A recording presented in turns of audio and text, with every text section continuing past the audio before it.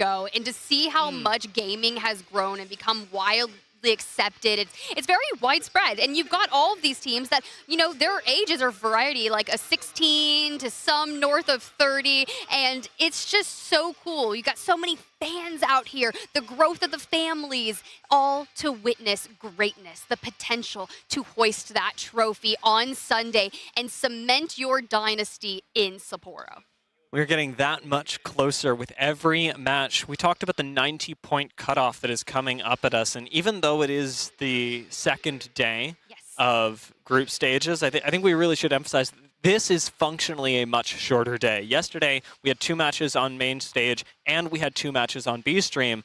Today, we've just got 2 matches. We're playing the last third of the group stage today, and so while you said 90 points doesn't seem that far away from some teams, it's because for all the teams on stage right now, this is the last group stage match that they're going to play in the entire tournament. Ooh, that's scary. I don't like thinking about that, because then that means we're that much closer to the bracket stages, that much closer to sending some of these players home who have spent the last year of their life putting everything into this. You know how many times we talk to players and they talk about the mental fortitude that it requires, the hours of scrims, the hours in the gym. I'm looking at Sykes right here. Dude's been grinding in the gym, working on not only that, because once you have your mental and your physical fitness in check, usually that translates into game because you feel good, you play good. It genuinely translates really well. I mean, talk about things that you wouldn't have seen a couple of years ago. You wouldn't have seen people correlating in-game performance with fitness outside the game. But it's really been helpful for a lot of these players, and you notice that as players continue to improve, as they continue to reach higher heights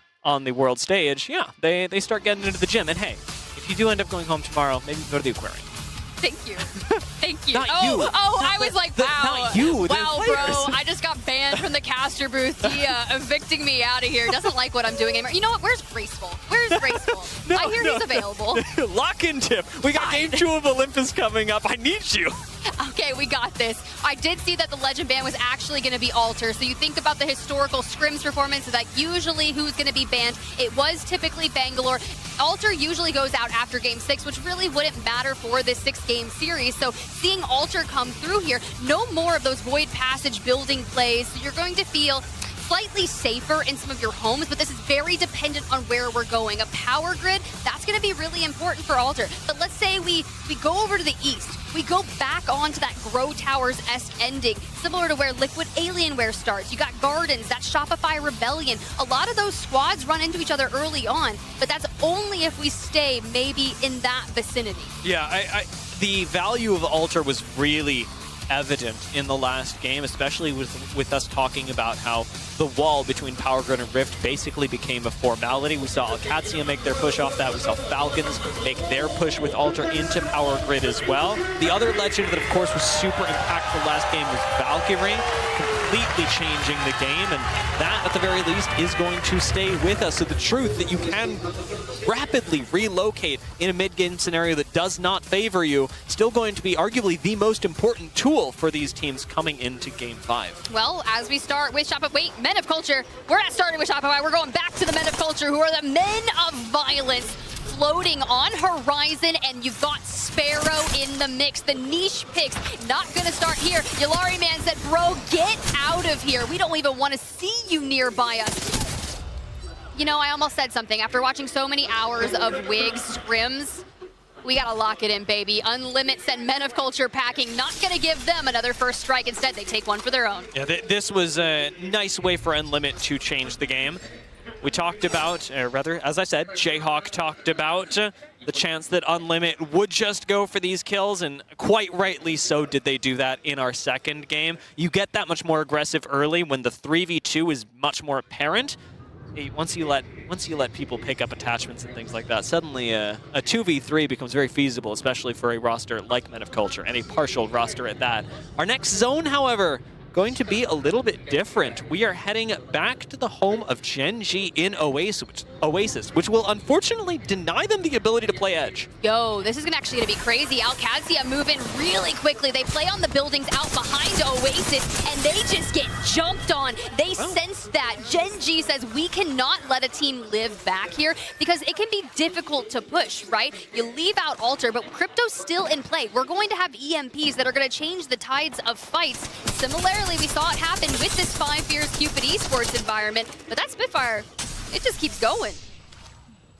Havoc in hand as well. Fifth could do some work. Oh. Being right outside here, though, I wouldn't really take this fight to its conclusion. Cupid Esports already got what they would have liked, which is the singular kill, and now a little bit of safety for both 5 Fears and them could go a much longer way. They're going to get some important data around where the 2 remaining members of 5 Fears are, but they'll also know that Reignite is in the area, so it may be better not to push your luck. It's tough because for Cupid Esports, they need as many points as they can get. But when you get into a desperate situation, sometimes, like you said, you can take fights that you don't need, and then other teams will say, we are pushing in on this. Falcons who grab that Trident and immediately start sensing. You've got Waltzy dropping the EMP straight onto Hot Dog Mafia's face, and this opens the door for Hal, who said, kills 2,000, that's the number he's seeking. It's just a number. We want the win. Oh, it's going to go down. Do we get another knock here? Likely so. They've actually taken the Trident for themselves, and Falcons can use that to chase down the duo. That really nice set him up, knock him down combination for the Falcons as Waltzy's walking right over Skittle as well. Will they end up finding him? Gen G in yet another engagement, this time not going nearly as well for them, and Gen G will go down. S8UL being the ones to supplant them. I'm okay with that push from Sharky. It's a dangerous situation to be back here in these open areas, but with Bangalore not getting banned, you've got the smokes, the ferrofluid coming down, and with Jesco, you've got Lou at the helm of this, and they have been rather tough to contend with in this series. Now, mind you, they're about 10 points shy of taking the leader from Gen G. I can't believe FaZe hit that nade and didn't push off of it. It's just, it's incredibly difficult. Like, the low amount of cover. Wait, Cupid took down Reignite. Reignite was gaping even them. Falcons finish off Hot Dog Mafia, but I'm going to check on that one later. Yeah, I'm really surprised to see Cupid and Reignite clashing. I know that Cupid saw this coming. Perhaps Reignite didn't have the necessary scouting. Virtus Pro going to be playing the south side right now. And honestly, it's not a terrible spot in Oasis. There aren't too many sightlines onto Virtus Pro right now. The real concern does have to be what S8UL do, how aggressive they get in the mid game. And Falcons will be approaching from the south as well, so maybe Virtus Pro will eventually think about that. Yeah, historically, when it comes to Olympus in scrims, Falcons had really strong performances on the Storm Point side of this series. That actually didn't happen here when it came to the main stage, so they're having to make up for it on the back half in Olympus. So knowing that I've seen wins come from them on Olympus, I was nervous for that first match number 4, but match number 5 can be the game changer. So pop into the drone, look for the information. We're going to have to deal with fire strays before we can focus on the move. And as they roll up a whole buffet on a Trident, let's go Waltzy, crack those shields. Here comes the Bangalore ult, and we are expending all of the ultimates for this. That wall, once again, going to be used defensively, but Falcons use it offensively, cutting the line for fire strays. So many nades raining down. It's like a pocket Gibby ult in here, but with fire strays playing the low ground, they will double swing up onto the height, holding hands, as Graceful would say, and moving up onto Falcons. They've done enough damage. The mechanics are there. Fire strays could win this fight. Well, take me back to 2023, and Fallout once said that Enemy was the young gun prodigy, and now reunited alongside Crook. You throw them in there with Cersei, and they've got to hold tight because the Falcons are formidable. Team Liquid Alienware, we've been waiting for a power series out of them, and right now they're turtled up in the middle of a Gibby ult, and I'm not feeling safe. Pretty nice pylon to help them for now. Fire strays end up getting a respawn, but it's unfortunate with Crook having gone down earlier. The numbers just aren't there, and Falcons are able to take the fight finish. Liquid Alienware perhaps about to win a fight as well. That's a happy fence. That's a happy fence. Sauce down throughout. And Sykes just off the back of the 2 knockdown shields. Just a mere half a second gets it. They know if they come through this, but Baxlon says, I accept the challenge, and Sykes denies it. How many times are we going to swing Sykes right now? Gets the shield swap. You know what? Goes Try for it the res again. He should get 0 up. Surely Rock don't come back for this. There it is. Oh my god, we're just hanging in there. We can't let them reset.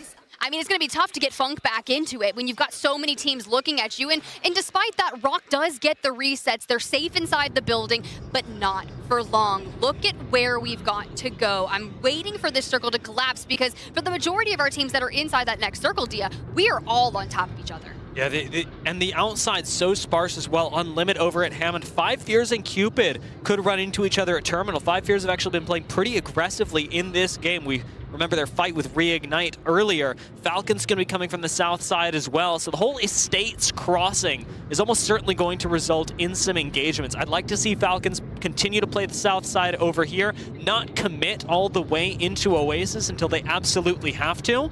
But when it comes to the center, I mean, I like Rock's position, Virtus Pro, S8UL, they've all got good spots. Ooh, there's a reset. Welcome back, Funk. So here's the deal. I hate where Team Falcons are rotating in from. You have to drop on down, you've got the zip, the open grass. It's just going to be difficult because you do have Rock Esports on that high ground, VP out in the back, and they're all going to be staring at them. I'm really surprised Liquid Alienware got this Valk ult off to get them to the outside. I mean, it does free up a little bit of space inside of Oasis that Rock should be able to make use of, especially with the amount of pressure they were applying to Liquid earlier. But it gives us another question, right? With all the teams that we saw approaching from the south side, that seems to be where we're going to get the most action. Liquid Alienware now have to rotate in from the north, and that's where Fnatic are gatekeeping. This is interesting. Do you hate fighting in these buildings as much as I do? Because now it's isolated, and Shopify Rebellion taking on TSM. A couple nades to start investing some of that brunt damage. But Shopify, they feel confident after that end game. And Cupid Esports, this is back towards the south. Unlimited on the other side, and they are just burning through and through. Yulari, man, great for getting that bat off. This is what Valk allows you to do. You can be so evasive and hard to track down, and you just keep popping from different angles. And with Peace really using the bang ult to section things off, you could almost turn this fight around, which they have. Yulariman's Maggie drills have been really clutch for the team today, applying crazy pressure, especially in their game on Storm Point over at Wall, and now bringing them into what is currently a 4th place in the lobby on Olympus. I'm going to call it 1.5 games left to go, so we'll see how far they can push this. Unlimit do have the high ground here. Not a bad spot, but unfortunately they've just got a lot of pressure on them. Cupid Esports and 5 Fears both in the area. Sometimes when you're on the high ground in the middle, you draw a little too much attention to yourself. I have the high ground. Do not look at me, but they will, especially when you've got a couple of different people that still have frag grenades in their back pocket. Ooh, and they're hunting. They're like, oh, do you see him? He literally just popped up for a brief second, and they immediately attack him. They don't get the knock, but we're trying to line up the riot drill if we possibly can. Not going to end up canceling that. Instead, just letting the riot drill fly loose. I will note real quickly, we saw it in the map in the upper left corner. Liquid Alienware have rolled a mythic crate, so we'll see what that looks like for them. TSM and Shopify Rebellion hate coexisting in these buildings, and Panic has something to say about it. We'll see how this drop down on the other side goes. Do Shopify Rebellion see it coming? It looks like they did, but Panic calls it off just in time. Okay, make sure that you go in as healthy as possible. You dive on down, the chow from Zap, and we have to dive into the void to get out of there. Take too much damage on this dupe. Oh, dupe, the gent. We fall through that angle. Shopify just too locked in. Who just snapped that? Koi with a single alternator bullet. It's a really difficult fight, and TSM, unfortunately, being the aggressors here, not able to enter the building, had a lot to deal with in terms of pressure from the outside, limited angles they could play, and it doesn't go well for them. Unlimit, however, unleashed onto Cupid Esports, will take their aggression from Estates and move it on over here to the nice road that they've found. A good rotation in if they want to try and challenge Shopify Rebellion, but not everybody wants to challenge Shopify Rebellion. Not after last game, especially when they were in the final 3 with ALGS. They saw what happened. Instead, they chose ALGS. So we kind of keep on moving through this. Falcons, though, what have they been up to? Let's hit a quick replay with them.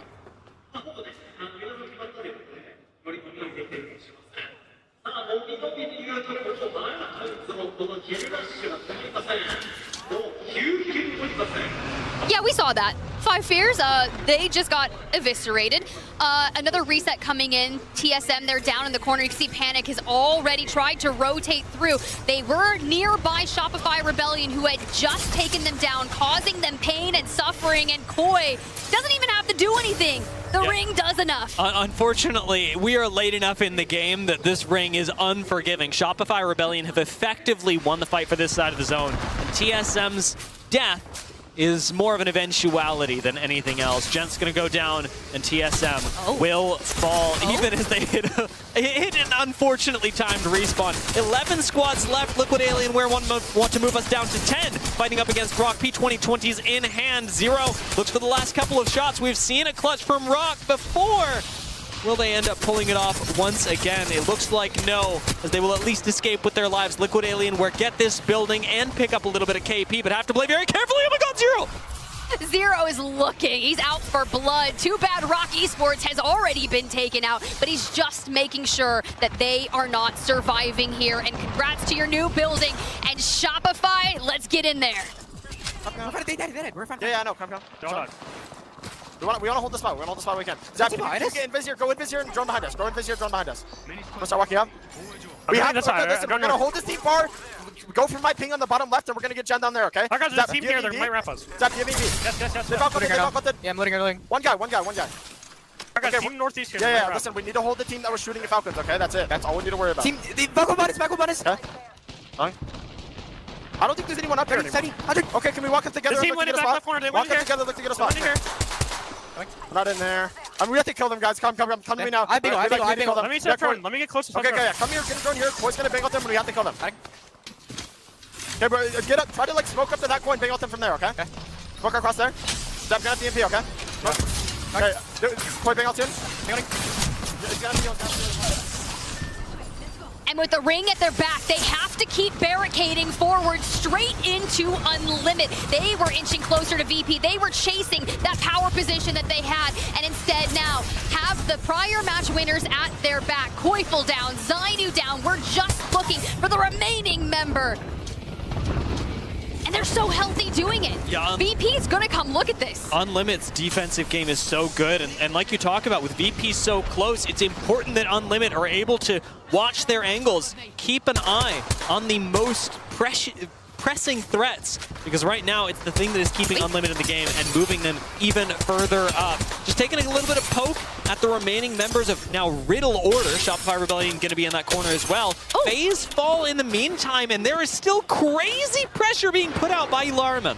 Well, for now, Unlimit's going to live there. VP will be just ahead of them on that north. Zap does look to Rat for those placement points if we can make it happen. Riddle will likely suss them out, but Fnatic, they chow the north side. They go down. Colonel Garcia, Yuka, and Libelace, they're going to have to hold on. And sometimes, when your back's against the wall, you try to stick a res. You already have the fences down, but SAUL in a 3v1 position. The standoff is real. They're just going to hop on Yuka. If there is one thing everyone should learn from yesterday, you do not push a defensively placed SAUL. This team is so good at locking down an area. It is what brought them success in APAC South, and it is what is bringing them success here in the World Championship. Right now, helping escort Fnatic out. It's a tough end for Fnatic. Still got pretty far in the lobby, up to top 7, but now we are approaching the end game, and everyone in Oasis is going to have to exit Stage West. That was a weird way to say that. Unlimit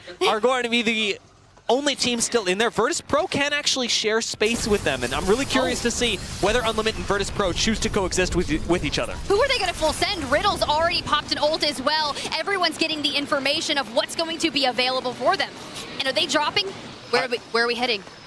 I don't think you can land on Riddle. Don't know how many brain cells we have on that, because you get the information, but there's not a lot of playable space. It's all in the open. You need the smokes, you've got the pylons, you need a lot of that. That's SAUL in the sky right now, trying to find a landing spot. Riddle Order keeping their building safe right now. The roof all theirs. Liquid Alienware's landing did not go well. Seriale punished them immediately. That's Seriale playing out of the center of Bonsai. Not a squad in a safe spot either. Well, I mean, Sykes is going to be a tough little journey here.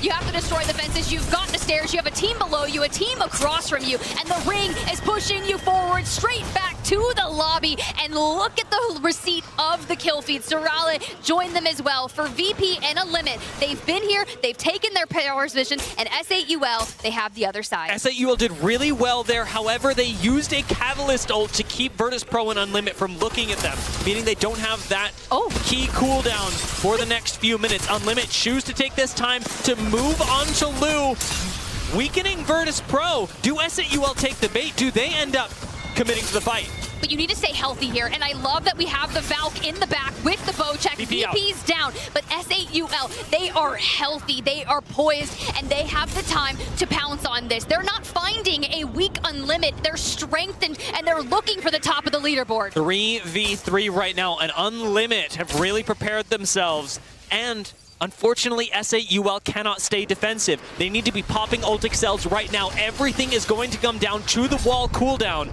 If there's a cat wall, they might win. If not, Unlimit should have this. Well, also, does S8UL have their bang ult? That's another question. Suppose we'll find out. No Valk ult for Unlimit, we know that. See what Exuvi's able to do. If he can open something up, that would be great. Remember, Maggie Drill is going to be really important as well, especially for denying angles, ways to swing. For right now, S8UL have this cover, but the zone is very soon going to deny them that little leisure. Still trying to hold an angle if they can. Maybe weaken with the Riot Drill. There goes the wall. You were asking about it, and immediately the cross comes through. We start investing the G7 straight through. A couple Sky Grenades. Wait, a couple? Bro had 8! Ooh, 100 banger! But they can't push through the wall just yet. S8UL have the time to heal up on the other side of this. Nobody from Unlimit wants to get too close. Yulariman, the one who's going to have to open things up. Watch the ball cool down. Just making sure that S8UL don't play the low ground. They find out they're on height, and Yulariman going to swing up, but Atsuvi's already down. He's down. We're going to have to answer on back. We used the Maggie Ball. There it is, the boink. But can we pop the bat here and stay healthy through their bangle? The pop comes through. We hop onto the high ground. So much flutter, and they're holding steady, holding throughout. It's all on the back, Yulari, man. There goes Jesco, and Unlimit, they take the map. Yulariman is a monster! My God. Moving Unlimit to the win. It seems so doomed. But the heroes of APAC North, here at the World Championship, they stay on top. Incredible clutch in the end game against a very, very high-performing S8UL. It's interesting when you see the celebrations and then you immediately pan on over to S8UL, who had the time, they had the resources, the abilities, they're managing of it. A true 3v3 for the win. And when they do it in style, man. 18 kills, 6,200 damage. Oh my God, a statement. That is the kind of Unlimit that everyone across the world wanted to see here in Sapporo. The kind of Unlimit that dominated APAC North in the regular season. This was a fantastic way for our 5th game to come to a close. We still have another one up on Olympus, but to me, this has answered a really important question already, and that was, are Unlimit going to be able to be the monsters that they were regionally when we come to international competition of this caliber? And the answer, resoundingly off of this game, is yes. 30-point game is a fantastic place to be. Yes. Yes, but the fact that S8UL grab a 20 bomb across the board as well, so I'm still loving what I'm seeing. We know how close the top of the leaderboard was. I'd imagine we're seeing a switch up after a 30-point game from Unlimit. However, VP, who's been very strong, walk away with 10. Now, this kind of numbers at the top leads no one else to make any moves, really. Liquid Alienware, Shopify Rebellion, and even Sorale there, they're going to be your next highest point totals. I got unfortunately no points for everybody at the bottom. We got nothing. We got nothing for you. I gave too many of them away. I mean, again, incredible performance. Yulariman 9 kills in this match. Really clutched things up. We saw an incredible holdout from Liquid Alienware. I really liked the fact that they were able to hold against Rock in the initial fight and then come back, take revenge on them. But there is a reason that you are seeing Yulariman show up twice, and even Peace showing up with the assists. Even even an SAUL, who I would argue was academically performing at the top of their game in this round on Olympus, you can't stand toe-to-toe with the mechanics, with the prowess of Unlimit. Did someone have Unlimit predicted for this series? Why do I feel like they did? No? No? They should have. So. I don't think Because I'm still at the top, and I'm going to stay there if not. But regardless, Unlimit there, Rain Day did. I didn't want to know that. Oh my gosh, production? Okay, we see you, Rain Day. I'm coming for you on the next series. I got you. But regardless, a great performance with that being said. And now Yulari Man and Exuvi, they're in the top 5 fraggers of our lobby. However, it's Slayer still at the top with 15, Dia. Huh. A true Slayer. Yeah. A true Slayer. Slayer's been performing. It's impressive. Slayer doing slaying. Do you think we get bonus points for having Unlimit both as our team to watch coming to this tournament, or do you think that doesn't matter anymore? I guess we didn't predict them today, so it's like we missed the train. That's true. We're just chopped because did you pick Falcons? I did pick Falcons, yeah. Yeah, we're shills. I picked Falcons before it was cool. That's a joke. I changed my prediction. I won't tell you what the first one was, but I changed within 10 seconds. So kind of tough, all right? I'm gonna interrogate you about it later. Don't do that. Don't do that. We got more important questions to answer right now, especially with the final game of Olympus coming up. We've already seen some incredible rounds. I love that we got the Unlimit victory here, and now to see. I mean, we saw the first couple of games go Shopify's way. Now Unlimit, 2 big games. Maybe Olympus is just the map where we get the biggest wins. Look, it's my favorite map so far. I'm having a blast casting, and I know Lace is off screen, maybe in the fan zone, also having a blast. So let's check in with her. It's Lace here, back in the fan zone, and speaking of fans, I am in front of the fan art wall where, you at home could submit your beautiful artwork here and have it showcased to everyone. If we have a look, there's some beautiful, beautiful crafted things behind me here, but I think one of my favorite ones has to be the pixel art. Look, I'm not the biggest fan of Caustic, and a lot of you guys would know that as well, but it is absolutely gorgeous. So, of course, if you are here for the ALGS Sapporo, make sure you come down to the fan zone and check it out. Thank you so much, Lace. I know Dia and we like to walk around the stadium before it's open to the public and just kind of soak in the ambience. And honestly, we checked out that area in the fan zone with all the artwork. We pass over the ballistic with the ducky float and go straight to Caustic? Yeah. I know. I was surprised. I thought she was heading in the correct direction. I thought so too. For me, Katie Secret's ballistic with the floaty, that is some top-tier Apex Legends content. I think we should throw it in the Louvre.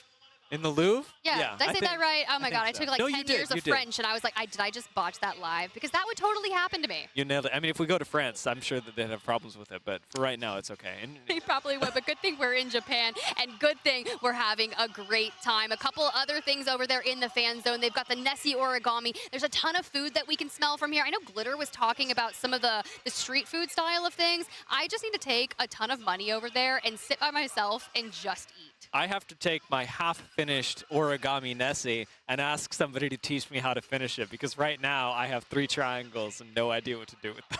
That's okay, because maybe we see that finish. I know the other thing that we're looking on finishing is the series on Olympus. Our first time seeing it here in a competitive environment. And I don't know, chat, those of you at home watching, I know the hours are a little crazy, but I'd be so curious to hear your thoughts on what Olympus has been like. Of course, you've probably seen it in scrims, but it does not matter. Scrims, at the end of the day, are just a way to practice some of those rotations and see what legend compositions that you're feeling the most comfortable when it comes to Olympus. Now, I didn't catch which legend would be banned after match number 5. Did you? I'll check. Oh, yes, Dia. Thank you so much for providing me the information that I so desperately like. Crypto. Ooh, okay. I like this because how many of our pushes have been off the back of an EMP? Looking at Falcons in particular, Walty likes to open it up, but you dive back to match number 4 with Shopify Rebellion Koi. We got the comms of their end game fight. He says we want to take space, we pull back, but he's waiting for Zap to drop the EMP straight onto their face, and they immediately tear them up. I mean, it's another cooldown that just becomes really important. We were talking so much about the Catalyst wall in last game, but for 99% of teams in 80% of scenarios, these are just numbers that I'm making up.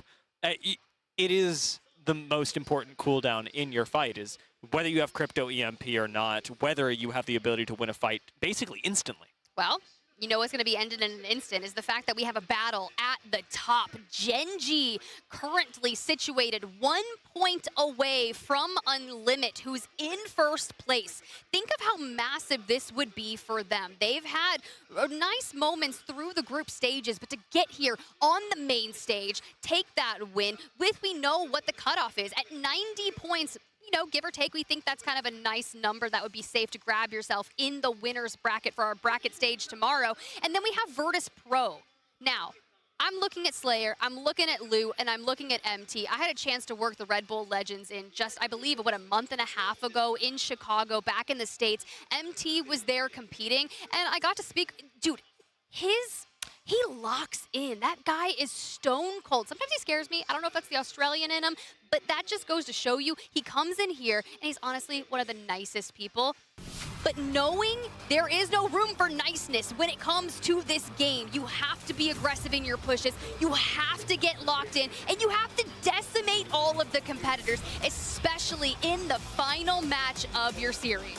Now that we have Crypto eliminated, I am noticing a lot of Seer showing up, a lot more than we had before. Another very punishing legend to go up against, especially when he's able to hit his tactical with the slow and the stun that comes in. It may not be the all-purpose Crypto EMP that can AoE win you a fight, but it certainly can shut down and isolate one member, and that snowballs pretty darn quickly. Keep your eyes out for Seer, and especially if they are running it, as I expect they are, Shopify Rebellion, who have actually been playing a very good game of Seer so far. Once again, Unlimit are going to drop on top of the Men of Culture. See how this fight turns out, although it is a 2v3, so there are limited options. The limits do not exist to the high ground with peace. We got an Ironside R301, and I'm feeling comfy with it, especially after that massive performance. So use what you've got. Oh, okay. It's got a good angle, but floating, TMC are playing well, just holding hands right now. Across the door, underneath, they took down peace. But now with a riot drill, he's gonna let it burn, force them to maneuver, and we take it to the sky because Men of Culture still rocking the horizon. We find floating. We just did the last one, but wait, whoa. This is a big deal because the top of the leaderboard is all riding on 1 point. It's riding on Jalari, man, in this moment, and you would think it would be clean. What? Not even close. Why was that close? Yeah, not even. Oh, sir, I am panicking. Our Red Bull first strike, I think, maybe a little bit more iffy, yeah, than Unlimit would have expected. But that is what you get when going up against Men of Culture. Not a squad to roll over by any means. And again, gonna be really terrifying when they have all three players. And I look at the circle too, and I'm like, do you know how costly that is if they lose that and you see that it's really just across the way where Men of Culture start, Summers University, Hot Dog Mafia in a power position, Al-Qadsia moving in relatively quickly, Liquid Alienware getting gifted this, but also Shopify Rebellion. Gen.G at Oasis, they got a long haul. It's really, really good thing that Unlimit didn't lose that fight, because then the top of the leaderboard would be gone. Seriale. For the finish, nice job. It's VP though.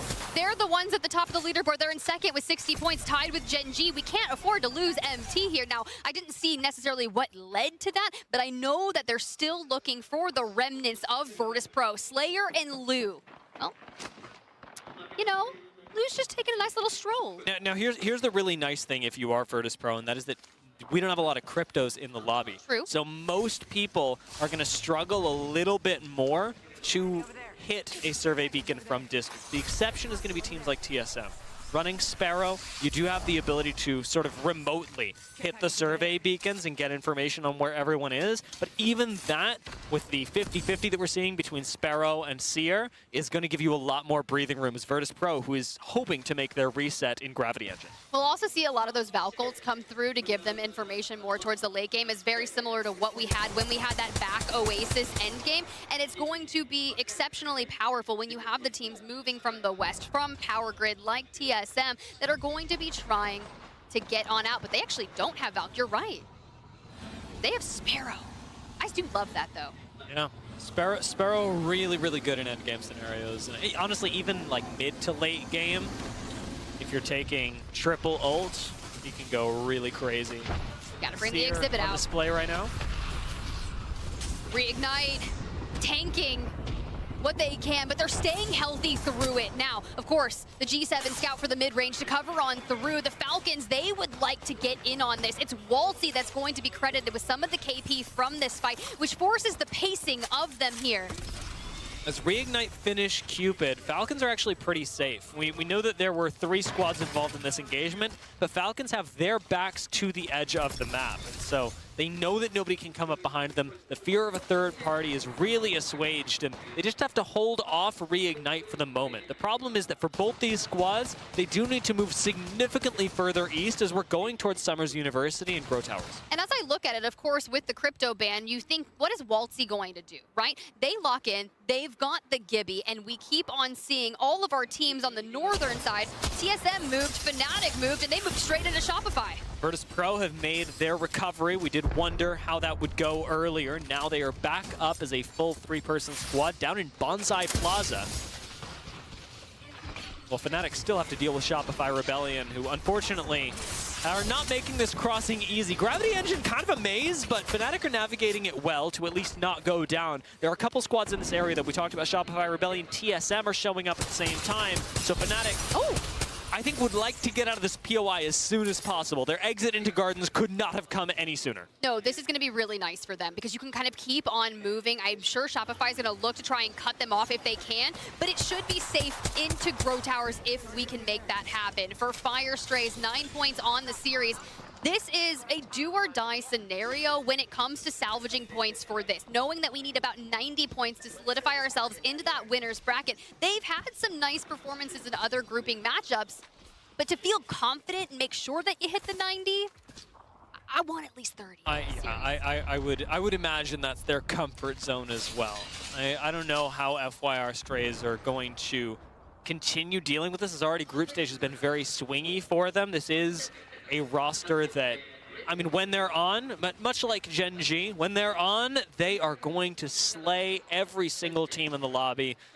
And when they can't quite get the momentum going, you see that it nets them a little bit lower on the leaderboard. Now, Hot Dog Mafia being right under them could be exactly what Fire Strays are looking for.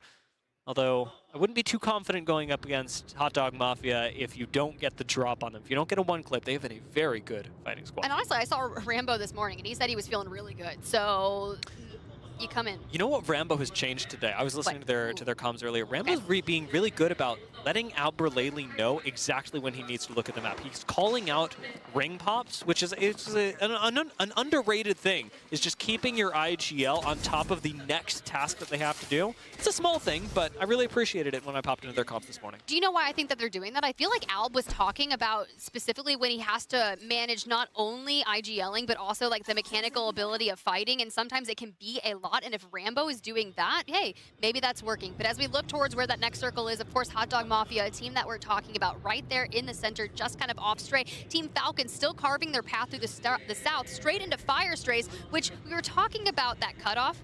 Guess where they lay?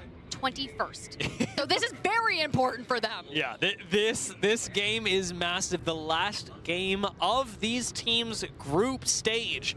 Everything that they need for seeding. We'll see how Fire Strays are able to do right now, as ultimately they are going to be kind of at the mercy of the other squads that play later today as well. It's funny looking at this map though, I go, oh, who else would be in dead center of zone but SAUL?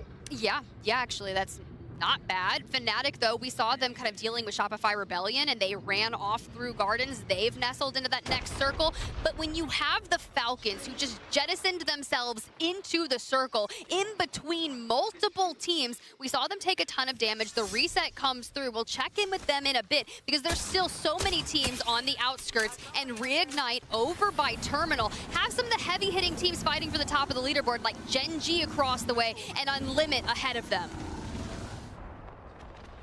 Shopify Rebellion and Riddle Order perhaps about to clash over at Gardens as well. As you mentioned, Unlimit going up against FaZe. Started that fight off really well. Yeah, they've already got nags. We have a moment. They're waving the white flag. They're grabbing evac tower, get some more nades. How many times does Unlimited go into an endgame situation with at least 12 nades? This is why Yulari, man, looking for a couple hundred bangers if he can get them. Smokes for the cover, and now you look towards VP in the back. They're going to be the third party you don't want to that engagement. VP pretty silent about this as well. Fnatic, they already took down one of the members of Hot Dog Mafia earlier. Hot Dog Mafia sitting center zone do have the ability to recover, but Fnatic are really trying as much as they can to put out poke. Not so much so they get kills, but more so that they get Evo. They're currently at blues, but when the zone is coming to you, you need the extra Evo to unlock perks that ultimately will win you the end game. Well, we talked about the importance of this series for Fire Strays. ALGS as well. They're situated 23rd on the group stage leaderboard coming into this, and they want to get into the top 20. So a powerful performance here will give them that. For Riddle, who've still been working to maneuver their way through the north, have found TSM. Good defensive setup for Riddle. They actually have the advantage in this fight, weird as it may seem, because they're on low ground, because Riddle have the head peak and not a whole lot of other teams that can look at them. The one team that you saw firing at them from afar is 5 Fears. 5 Fears who are just outside of Humbert Labs and have rolled themselves a mythic crate right now. If that is a Kraber, things could go poorly for Riddle Order. But outside of that, I actually really like Riddle Order's spot. You know, a Kraber on Olympus is effectively a cheat code for the end game with how wide open things can be. Now I'm curious, does TSM decide to peek Riddle? No, the patience is there. Panic, gonna hide behind some of these boulders. You see that we've already had Dupe kind of fence some things off in the background. But one of these teams, both of them actually, have to move. Time is of the essence, and there's a couple of teams that are looking to make a power play onto this if they can. Taking a look at the map right now, we're just going to identify some of the areas that, of course, like Riddle Order and TSM, could explode into action. Noticing SAUL will realize they are not inside the zone during the next ring pop. The south side, around where FYR Strays are and Unlimit, is going to be a really noisy area of the map. And of course, Reignite and Gen G almost certainly going to fight. In fact, it looks like they might be fighting right now. Get me into it. We'll check in with them in just a second, because SAUL, who are basically the gatekeepers of this area in the north, we go. It's unleashing. It's for the win for Gen G and Asia. A little power boost across the way, and he goes down. The trades come through, and Rezi still trying to take a different angle. A little right drill. He's got the high ground, and Zicky can't make it happen, and Gen G have fallen to Reignite. That is going to make the top of the leaderboard look all that much better for Unlimit and VP. And we get the res off just in time, but Rohai hasn't had time to heal up just yet, and we are moving into the solo from FaZe Clan, who actually could take somebody with him. Firing away. It actually takes someone down. Reignite have 2 very weak members right now, but a shield bat will save them. Cinetic trying to get away, has already lost Nags, and is moving right, unfortunately, into SAUL. 5 Fears and FaZe will go down almost at exactly the same time, moving us to the top 15 squads. Placement points starting to be accumulated right now, and Reignite have managed to hold on to theirs, although they do still lose a member. Look at Zero. Look at Zero as he wraps around, and Virtus Pro. We're here. We've got an angle. Let's get it on the comms. No, back is one. It's one guy. Can we kill him? Guys, can we kill him? He was 1 HP. It's one guy. Knockdown. I got him. I'm gonna kill him. I got him. Go back. Our Gen is still up. I got purple. Nice, We good can shit. Valk out here.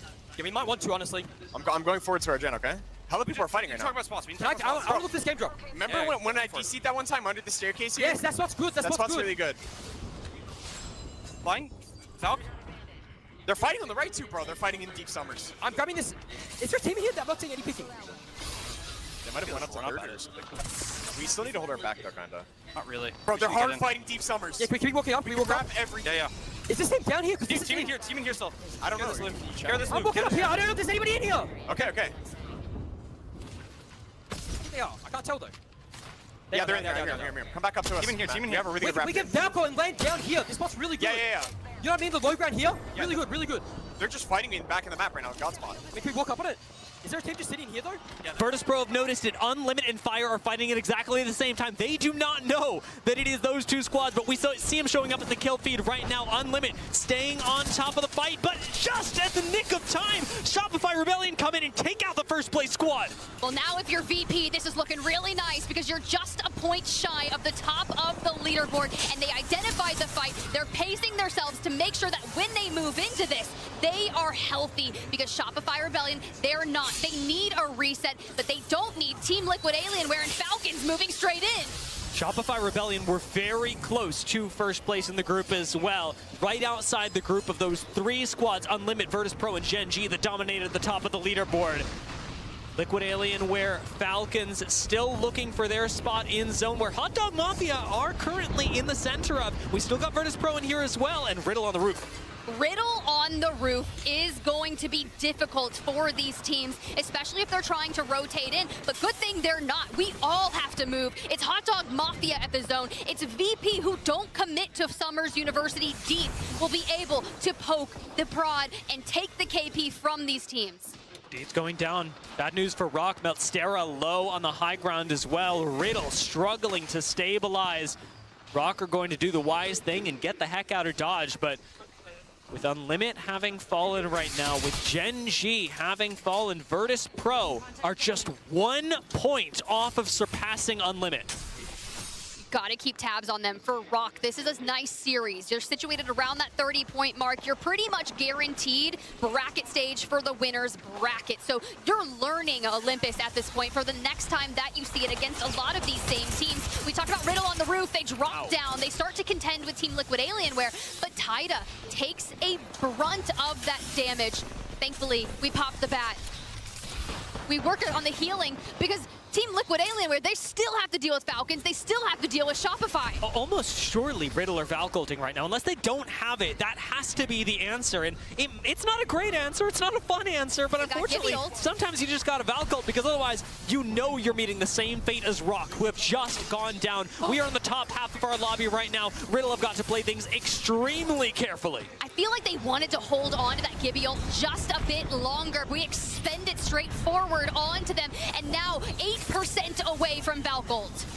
This is going to be crucial timing as the zone's already starting to close. Riddle don't have the cooldown immediately available to them. They're going to have to fight somebody. They're going to have to drop down onto Shopify Rebellion. Bubble goes out to buy them a little bit of time.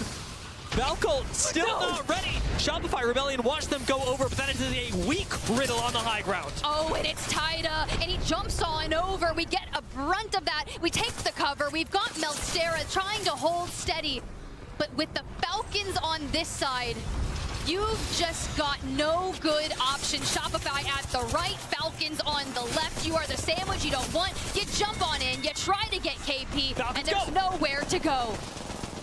Immediately third party comes in from Falcons. Even that, oh my God, a risky proposition. Falcons are down. Shopify Rebellion turn it around, and Liquid Alienware will go out as well. Top 7 squads is Virtus Pro third party. That is 1 knock. Shopify Rebellion are down, and that is the point Virtus Pro needed to get on top of the lobby. They're currently at 68 points, but job's not done. They want a win here, and for Hot Dog Mafia, who have been situated with a Kraber on Alb, this angle. Anyone that tries to go for that care package is going to eat a Kraber bullet. Alcadzia out really, Do it. really There it spooky. is. Dupe down. Not out, but down. Spooky news for Hot Dog Mafia. They've still largely got blues. Yes, Aberlately's got a Kraber. Yes, they are terrifying, but they need the additional shields and, more importantly, the additional perks for their members to really have a chance of winning this. It's going to be difficult. It really is, especially when you have S8UL and TSM kind of coexisting with you in this space. Think of how this is going to look once this circle starts to collapse. And S8UL, they've got angles onto TSM. You can hear the nades basically tearing up the shields. S8UL could look for a win here. Right next to Virtus Pro, really is going to come down to these two rosters who have the high ground. Fnatic and TSM, even Hot Dog Mafia are all trapped on the low ground, and S8UL going down to a combination of Hot Dog Mafia and Virtus Pro.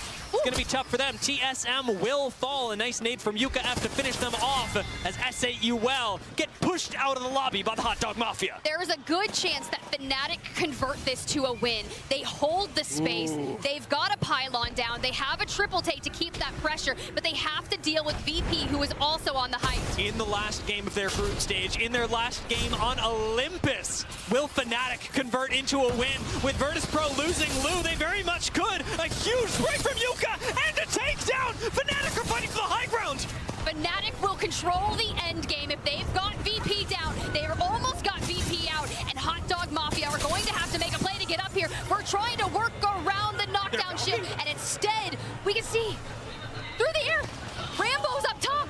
We've still got 3 squads in this. Fnatic haven't actually finished off VP just yet, so as Hot Dog Mafia land, they've got a 2-squad fight to contend with. Oh my god, Alba's down. Fnatic are just reaping this lobby, looking for every bit. They take what they can get. They take the win. They get that onto Olympus. To finish their group stage, Fnatic win their final game, securing themselves a fantastic spot in the elimination rounds. I hope you can hear it at home, because the crowd exploded as Fnatic managed to win this game, a very well-deserved game. And as we talked about, Tiff, a bit of a turnaround, especially considering that Virtus Pro was on the high ground. We saw what Yuka was able to do, opening up that fight with the R99, letting the rest of the team have some breathing room on high ground and convert into a win. He just sits down. He's like, we did it. They were 16th overall on the group stage series, which is very much on the bubble. It's on the cusp. Let's hear you, Sapporo. Let's get those cheers out for Fnatic. That win for them moves them up really significantly in the standings for today's games as well. For this group, Fnatic moved themselves all the way up to 7th off of a 25-point win. They're situated right behind us, so we can see the fans and all of their signage and the lighting up there just ahead of us. All the pictures being taken. The support is crazy here for Fnatic, and they grabbed 25 points. Like you said, Dia, it is going to shoot them up the leaderboard. It was very well needed to cement themselves into a winner's bracket run there tomorrow. But Hot Dog Mafia, they were inside that circle since the very beginning, right? To grab, what, 3 kills? A little tough, but still, I'll take 12 points all day. Yeah, Hot Dog Mafia and SAUL 2nd and 4th were the real hard zone teams there, but Virtus Pro performed out of their minds. They may not have won, Fnatic outplaying them a little bit in the end, but that pushes them all the way to first place. The incredible performance they were able to have, not just in this final game, but throughout the series. 1 more kill point than placement point. Funny little stat for Virtus Pro, who have maintained things about 50-50. That's what I love about that. So thank you so much for highlighting it. It's showing the consistency on both. Not only can you place high, but you can get the frags as well. So 73 on that. Unlimit right behind them. And as you move into the group standing, can we talk about the top 3 here? You have Unlimit, Etterforce 36, Falcons kind of holding steady right there by just a few points. But I'm looking at Citadel, VP after that performance, those 70 points, you said they're going to shoot them up the leaderboard, and it definitely did. And it looks like our magic number is going to be a little bit higher than 90, if I'm honest, because with so many teams yet to play, right now our top 20 cutoff is just 82. With a whole nother round, a whole nother 6 games, I think we may be going into the low 90s. I don't want to say mid 90s, but at least we know that off that last game, Fnatic is safe. You've never said better words to me. Okay, Dia? At one point in time, I was waiting for the Yuka F supremacy to grab that trophy and hoist it. And what better place to make it happen in Sapporo? But we've had a couple of those roster changes throughout the past couple of years. And honestly, with Libelace and Colonel Garcia, I think that could be a fun team to make that happen. But I can't believe we just witnessed Olympus here. Yeah, it was really incredible. And again, huge props to Virtus Pro, who ended up winning this group. We watched their play. We heard their comms. They are really locked in on identifying threats and calming exactly what the steps that they need to take to overcome them are. You could really notice it, especially when they were planning that rotation, identifying what fights were going on. And that means that they have space to move. That means that they have basically time to make their position that much better. Apex Legends really is a game of seconds, and you can tell Virtus Pro are locked in on that in the group stage. It's true, but I really haven't heard too much from Virtus Pro in general. They've been floating under the radar in day number 1. So to kind of make that standout performance here, it's the best time to get things moving as we jump ahead straight into the bracket stages tomorrow. And when you think about it, I actually haven't seen any of them in the hotel rooms either, in the lobby. I always want to hear from the players, okay? So let's kick it back to the desk, boys. You got to break down that VP gameplay. Thank you so much, Tiff and Dia. Great cast to close out our day and our first ever ALGS Olympus action. Exciting stuff here as we welcome you back to the desk. And Snipe and Grace, you know, I just got to say, Virtus Pro not being heard from, maybe we could solve that problem in a second. But I think for you, Snipe, looking back at these 3 teams, there's a different eye you might take on it. Who is performing in a way where you feel comfortable moving into tomorrow? After what we've seen with these groups, they're going to sit back and watch the rest of it. You've got teams like Gen G are starting off strong, clearly winning, but they're not necessarily finishing out the days the way you would like. Unlimit, they're doing well, and then they have a pop-off game. Every single time they have that game that could win or put them there. Who are you feeling confident about moving forward with how they're playing? Yeah, absolutely. I mean, Gen G, they started off strong. I know I mentioned them before. They got a couple different wins, but they didn't close it strong on the new map with Olympus, so it is a little concerning. They start these matches good, and then they don't close out. They still had a very good performance here, don't get me wrong, but Unlimited, we got to just give them so much props here. Yeah. We talked, you know, Jayhawk talked about how he thought they were going to be the team to watch in the second half on Olympus, and for them to come out and perform the way they did, you just have Asia, and you have all these people that have just absolutely dominated. That type of momentum, taking that over into the winner's bracket is just going to be a very good thing going forward for them. And Graceful, taking a look at consistency, I know this is something you value. It's really hard to look at these numbers from Virtus Pro. 8th, then 2 top 3s in a row. You go back to a 12th, and then another 2 top 3s to end the day. I mean, it's hard not to see what Virtus Pro are doing and be excited about that. I mean, the thing that you can really showcase here in general is that you have the brain of Empty and the frag power of Lou and Slayer. And when you have that that combination really go off, you see it in their points, literally. Pretty much evenly split down the middle in frags and placement points. They're getting into zones every single time while also getting that KP. And sometimes when you just opt to go for either playstyles, you're kind of missing an area. Yeah. But they've just been popping off like left and right. I feel like you always can never count them out. Well, you know, I wouldn't want to count them out. I want to count them in. In fact, I think I know exactly how to do that. Let's open up our panel to the man, the myth, the legend himself, Lou from Virtus Pro, who's magically joining us. Congratulations on your guys' great end of the day. How are you feeling? Feel amazing, man. It's been a roller coaster these past couple of days. Our first day, I don't think we really came online just yet, and today was just fantastic. What was the difference between yesterday and today? If you were paying attention to us in those last couple games yesterday, I don't know what happened, but we just kind of clicked. And it just happens for teams. It's our first LAN together. I mean, me and Slayer have had a couple LANs, but me, Slayer, and Empty as a whole, it's our first LAN. So I don't know. I guess we just needed to, like I said, just come online and just really, really show out. Now, speaking to that new team and that new roster you have, what is like the biggest difference? Because Empty is one of the most accomplished, you know, IGLs in the history of this game. He's never gotten that one big win, but his ability to get your teams to the end games, you know, what for you, especially being such a big Slayer and your ability to go out and get those picks and stuff, what has been the biggest difference for him as your IGL? 1, to get to the end games, but 2, like, is it just a composure thing? Is it when the communication comes around, what helps you out so much?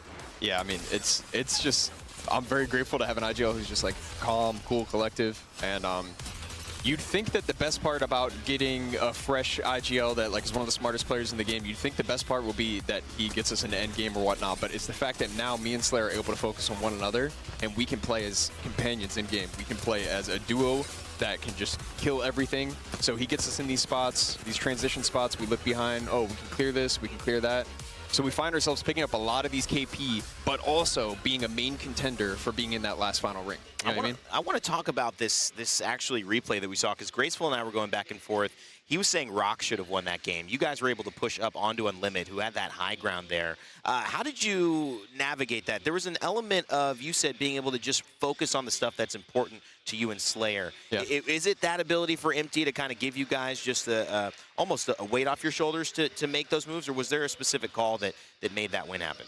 I mean, it's always going to be clearing your side of that zone. Giving yourself as much space as you possibly can to work out the rest of the game, that's the #1 priority.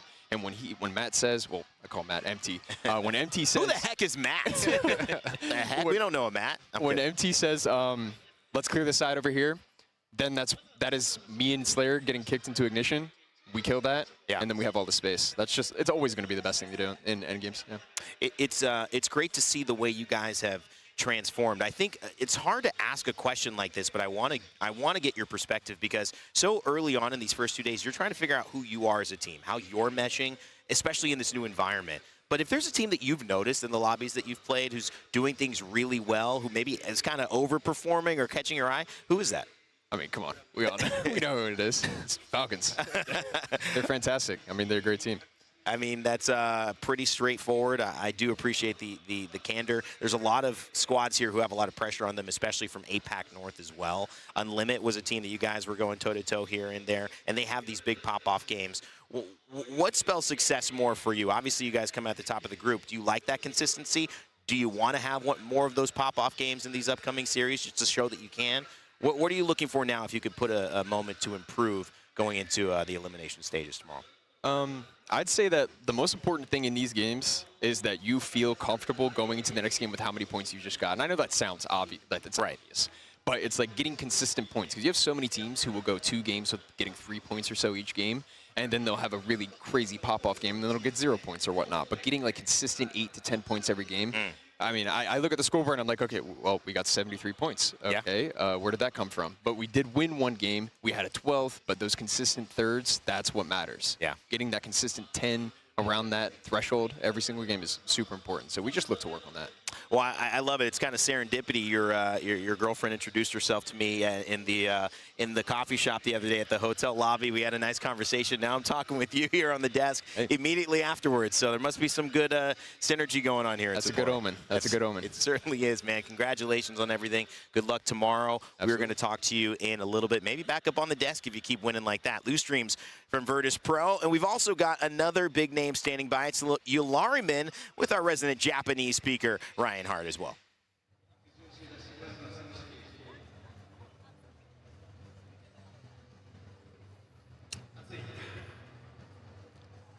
The battle for winners, securing seats continues. And I've got Yulariman from Unlimit here, who is currently 2nd in the leaderboard, with E36 tailing them very closely, and of course Team Falcons at the top. After that great performance from all 3 in the team, I want to just ask him a little bit about how the vibe is in the camp Unlimit right now. Yulariman 選手、試合終わった後の感想を意気込みについて話したいんですけれども、どんな気持ちなのでしょうか。そうですね、オフラインで1位を取れて本当に嬉しかったです。So he's super thrilled to have scored first place. It's one of his dreams. Of course, coming to LAN and performing is definitely one of the things that you want to tick off your checklist as a pro player. And he's really pleased about how things are going so far. そして上はファルコンズなので、ちょっと相手としてどんな気持ちでしょうか。やっぱり相手は本当に世界最強のプレイヤーたちだと思っているので、それに負けないように自分たちも頑張ろうと思います。So he knows that Team Falcons are the team to beat right now, but they're going to be doing everything they can to try and get the W as the tournament progresses here at the ALGS Year 5 Championship. Hope you enjoyed this interview. We'll see you for the next one. Over and out.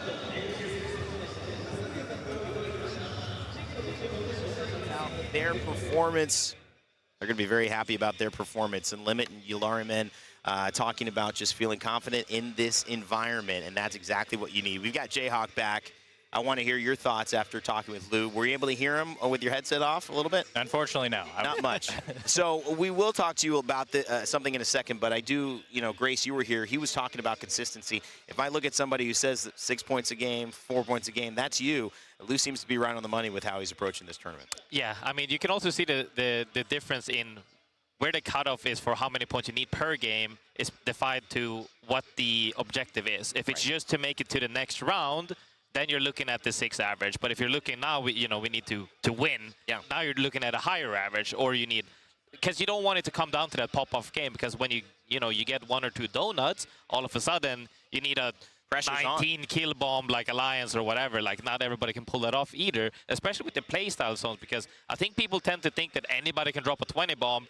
A lot of the time, edge teams do that. Yeah. Not every single circle center team. So you have to be able to balance that a little bit. I have to now go back to you, because at halftime we talked about who you thought was going to be the team that took Olympus, Jayhawk. Virtus Pro did take the series, But you were right on the money with Unlimit coming through. They were leading all the way up until that final Game 6 and just narrowly got overtaken. But they had a fantastic performance. Their second heading into this next stage. Yeah, they made me feel really smart. I mean, listen, they did have 6 free points. Unfortunately, to men of culture, you know, they had the free contest off drop, but just the strength of Summers University, Icarus, like you get 3 POIs in one. I'm not surprised. Every single game I was watching them, you would see in the early game, all purple attachments, purple backpack, all the heals you want. They were incredibly equipped for those end games when it came to being able to stave off any other team. Dia highlighted they actually had really good defensive play, which is something that I was looking forward to seeing, because we know that when they're aggressive, they can often win fights. But what happens when other teams like a Falcons are pushing them? They were winning those, so that's a really good indicator for Unlimited moving forward into the bracket stage. A quick note before we switch gears. We did mention Hal and Zero at the top of the show. Where has that landed for you? Obviously, the points tell a story, but what did you see, Snipe? I believe Hal is in the winner's bracket, and I think Liquid is going to the loser's bracket as far as I saw in those points. And it just really just seemed like, I mean, even going into that last game on Olympus, Liquid was in a phenomenal spot to start that game. I'd really be interested to go back to see what Zero's thought process was. They kind of left where the zone ended, wrapped back through the middle of the map, and ended up having to take multiple fights. I don't know if they felt desperate to get the kills that they needed, or maybe they wanted to use that game as momentum in that sense. But they definitely had some things that are going to need to go back, check the VODs, maybe even rediscuss how they want to approach these games going into the next set. Yeah. And honestly, we've talked about it before. These losers bracket runs are where it's all from. You know, I don't think a team that's ever been first place in groups has won a tournament. Right. And more practice is better. We're on land. This is the best place to do it. Not always, but I do think that they're a team that can obviously make a comeback. It's not how you start, it's how you finish.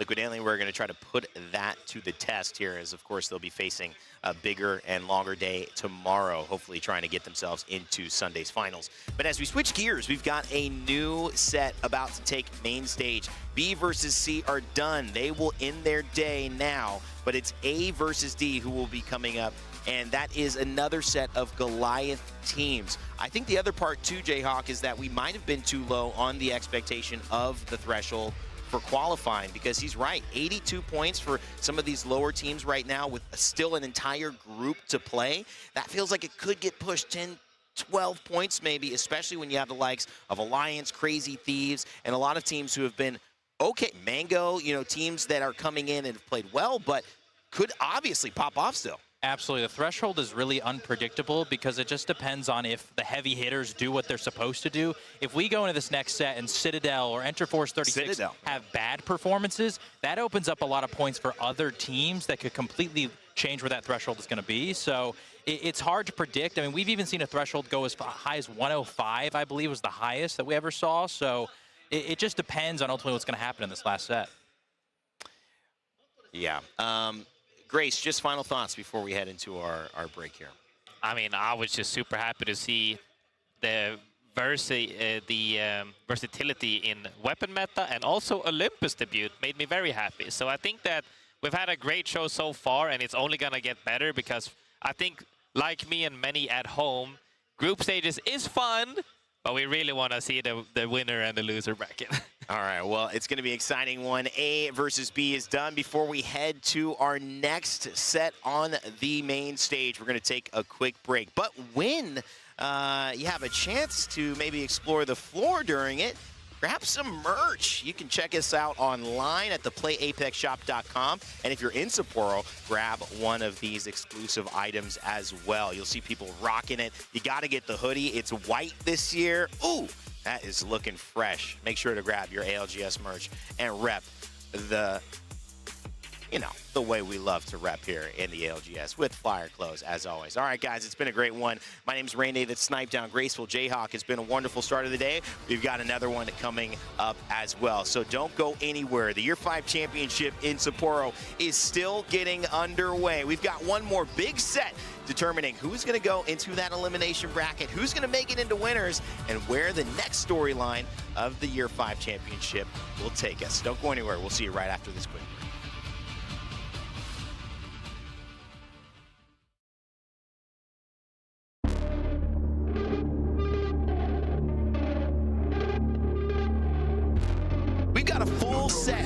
Full course menu in day 2. How are you going to get to the finals? Oh, it's do or die. Pressure's on. Every day gets more important, and it's going to be exciting to see what happens.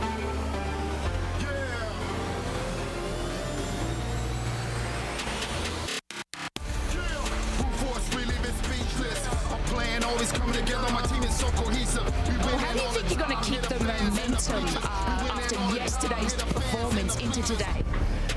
One bullet in the Kraber. Make it count.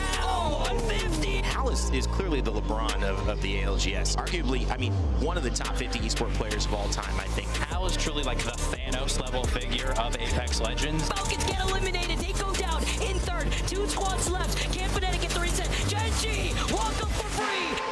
Feel the force of my team, even if you ain't strong. Ding dong, you feel the force of the mighty King Kong. Got that old style, you got that slow roll. The bank don't work well, your Wells Fargo. Kiss him, kiss him. I got the heat to bring heat into your city. The regulation we beat. Can the Kraber make it safe? Takes this down. All of a sudden, it's a 2 versus 2. But they get the slide on him, and Genji will win 2 out of 3 games on Storm Point. We're going to see what it's like going into Olympus. The first time, baby. Hear the excitement in the Sapporo Dome. Oh my God, Dia, let's get it.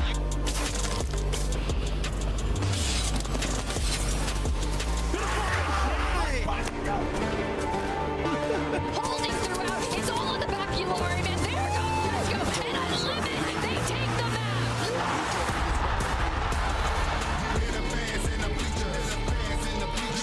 looking for every bit, they take what they can get, they take the win.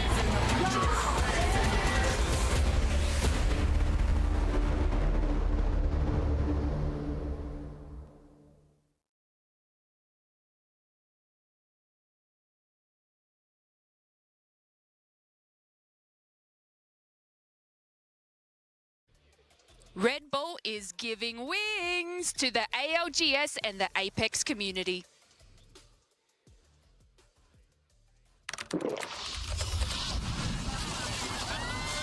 Red Bull gives you wings. Sony InZone, the official monitor and audio partner of the Apex Legends Global Series.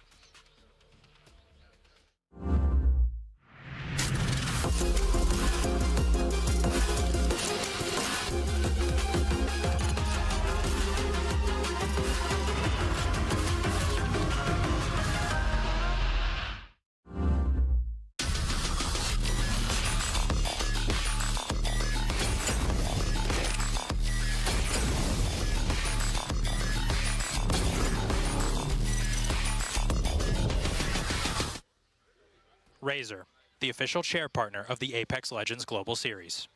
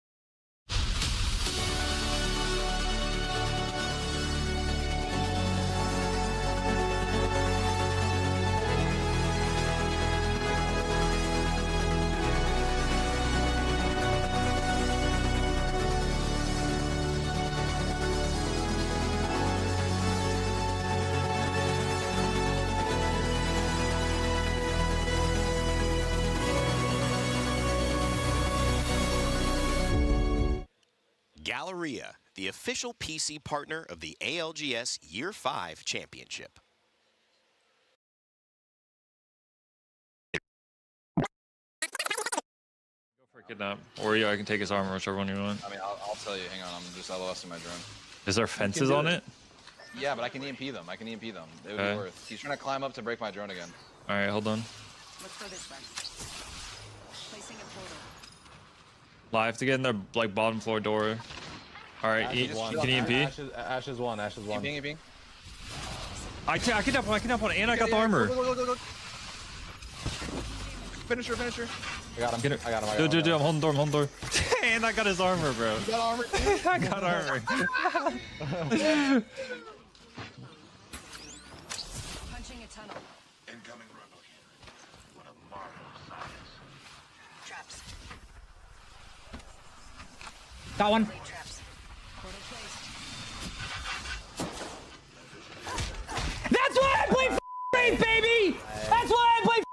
Wraith. Just keep in mind, there's not really any angle that I can do to help you. I mean, I can play with bottom, but I can get 3-2-1 swung on it. Yeah, I can do that. Portaling for right now. Three people portaling at 4, cracked one on it. He knocked him off of it. You kidnapped one. I got it.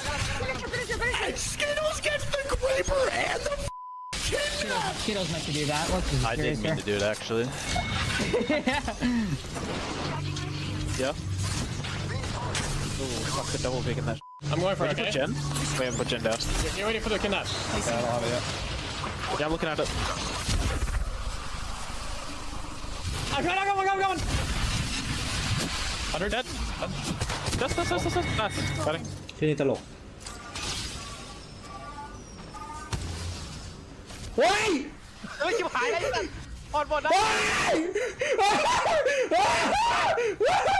เฮียกดให้กูอุตส่าห์เปิดสูงๆแล้วนะ I'm dropping a layer. in the fence here. Yep. I think we wiped that. If we can. Careful, over. I hit one in. I punched one in. Nice. Okay. I'm watching for. Well played. Nade again if you have nade. ZZ gonna be eliminated early here. Okay, we're good. It's gone. I mean, dude, he was dancing that portal crazy style. That was actually beautiful. I'm queuing out here. I'm queuing out here. I'm queuing out. The kidnap on this It's gonna be going down. What a play by Alb. Are you kidding me? Zero gets called out. No shot. Give me a second. What a job by Alberlelli, man. Great play. Where? Trying to kill. In the corner. Yeah. Look, you kidnap them. One, on you. Look on you, quick. 2-1. Dead. Guys, team in our bottom. Yeah. They're not in our bottom. Coming. No, in our bottom, guys. Dead. Maybe bottom for a second. Go to him. Got him. Inner second. Don't get BG. Okay, come to me. Maybe in mid? Okay, maybe mid. That's good. I think that's good. That's fire. Please get someone Riley. I need loot, bro. Please.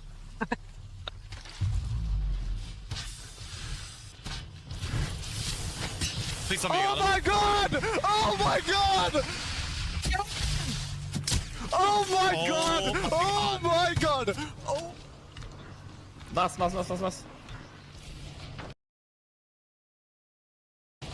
Odbił się 100. Wrócił. Są 2 tepeki, kurwa. Jest, kidnap, jest! Wziął ich! Wróć!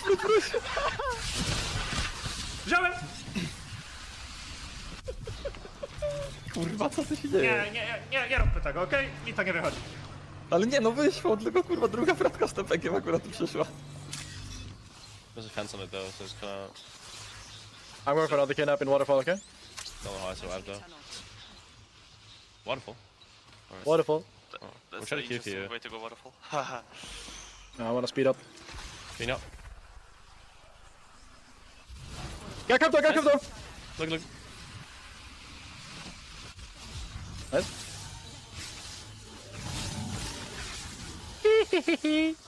Hackus uses his Wraith portal to pull off a big kidnap play, grabbing Exorcism's caustic and breaking the linchpin of Exorcism's defense. Necessarily want to count every point, you know, so if they do banner camp, that's an extra two kills perhaps. It would be a good thing to do. Since they're not rotating so early, they're still in refinery right now. Yeah, that's true. And the reason you don't see competitive Apex... Oh, actually, I'm going to hold that thought for a second here, because Totem Esports, Timmy Amaz finds himself in a pretty rough spot. He gets taken out.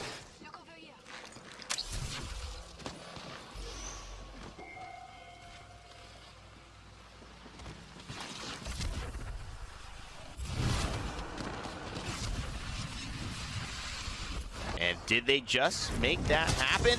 Oh boy, look at the impact there. They're gonna go ahead and find one, and that's third impact, also finding kills on the other side. So Alliance, meanwhile, having their own battle.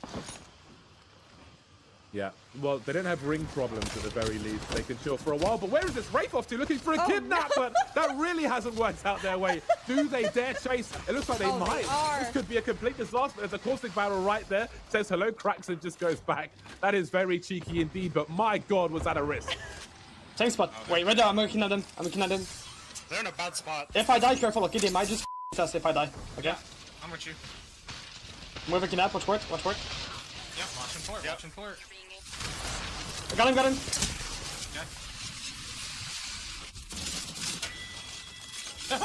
And Neil takes out. I can get them too. Power ramp. Here you go. Crossing a low ground. I'm gonna kidnap. I'm gonna EMP the last guy. Kidnapping, I'm kidnapping. Yeah. I'm pushing. What? Go on. Let's get him shot back. No. Nice. Watch out. No way. Are you fine?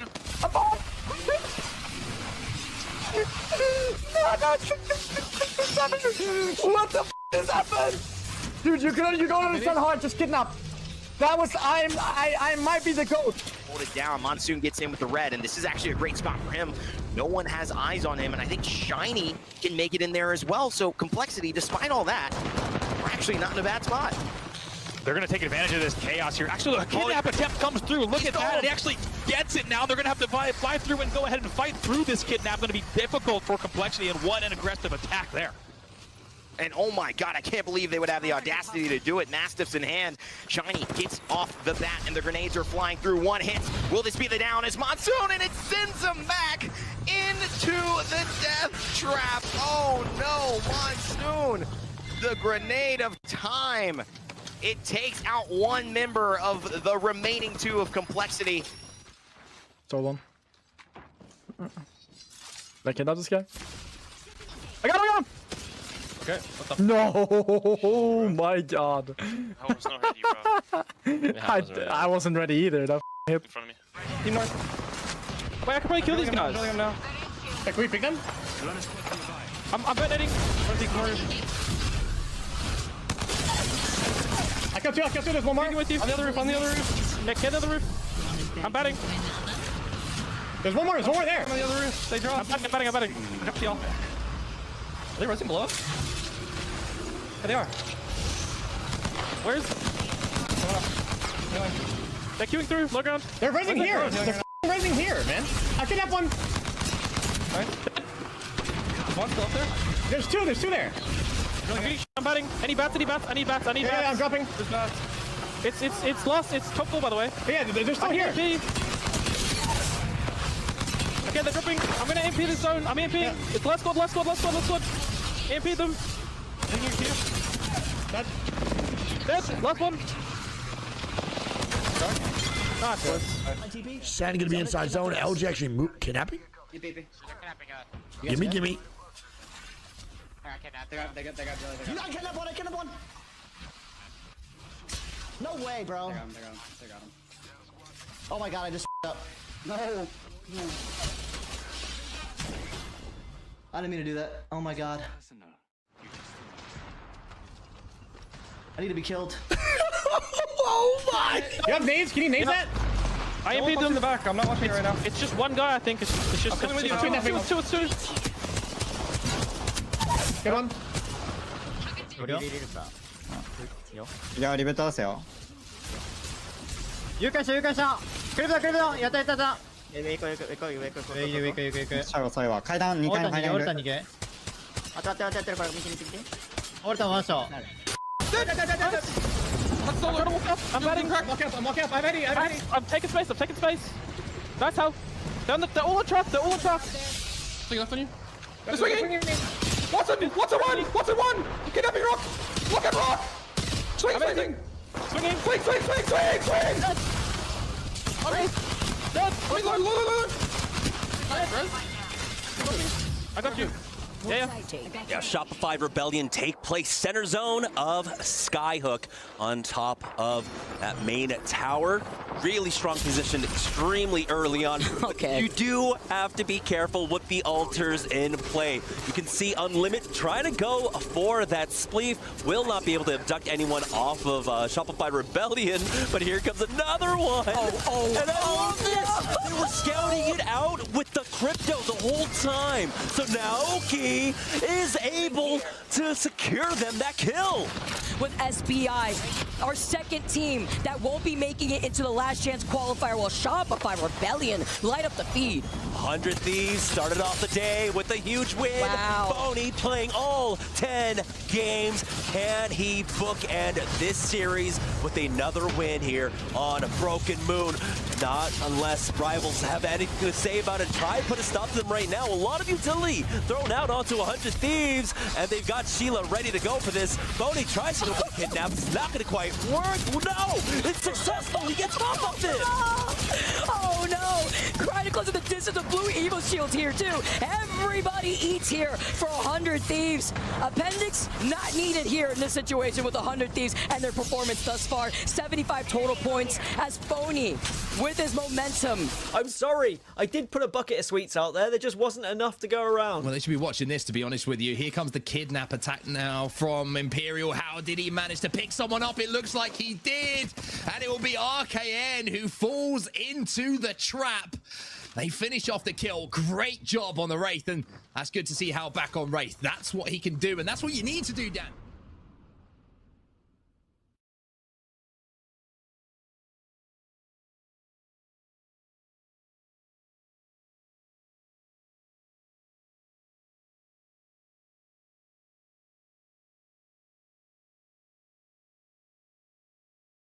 Blinks is looking for another angle here. He wants to... Oh, it's a collat! It's a collat! One of them is a headshot! Blinkser! Yeah, there is. Wait, maybe we can get a good beam. Yeah, try to pressure them as much as you can. You and Rambo can try to look for it. I knocked one up there. Holy They bubbled it, though. They bubbled it on height. There's still this team down here. They're rezzing, bro. I think they're rezzing. I think they are too. I'll get an angle on the right. Yeah, get an angle. I collatted them. They're so low up there. They're rezzing, I think. I knocked one up there again. They might die. Try to get the kill. They jumped so high. I got him. This is not a fight you should lose, especially if you can hit this one. He's scoped in. He sees the Caustic, gets a headshot. Oh boy. See you later again. Kraber back to back. Weigers, without a doubt, will be the champions here in Game 3 Fallout, and what a game it was. Oh, well, that bow has run out of luck, and maybe their dome will be forced if it hasn't been already. But that's a fantastic Kraber shot, which maybe slows down the push. That's a freaking heat check. He just pulled a free from half court to make sure he can still Oh, and they get laid Oh on. my god! And he collaterals! He collaterals with the Kraber no scope, and they're gonna get the wipe on the GW. Oh my god! Yuki with the collateral on the Kraber shot. That was disgusting. Holy shit, dude. That was Alliance insane! has 16 kills. We're in the zero. Like, get your sparks down. I'm on cooldown. Get ready for them to set. Set it! Wait, dead! Almost cracked! Go, boy! Great job by Sweet to stay alive. 140 on a Mandy! Get him, Mandy! And they get knocked! They die! Oh! Scars! Mandy with some great... Call the ambulance, but not for Scars. Call the ambulance for Singularity. Bro. Mandy with some great shots. That's what I'm talking about, baby. You can touch on the Kraber. I'll navigate the other space. Oh my god! But can they sign things off with a victory here? There's a Kraber in hand for reps, and it's 210 right to the nutsack. That'll do it, and another one as well.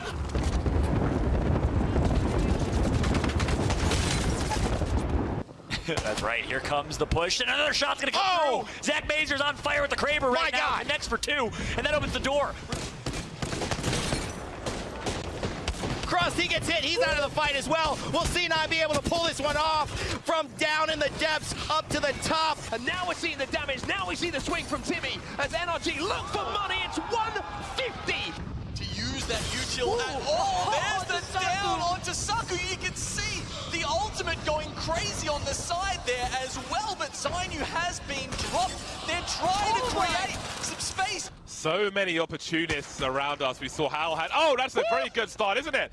Hal had 80 bullets in his rampage, and he was really trying to be conservative. And Hal is no more because that Kraber is going to finish him off. He's not going to be happy with that, and there's more damage to be done. A crack, but is there any more than that? Oh, my days!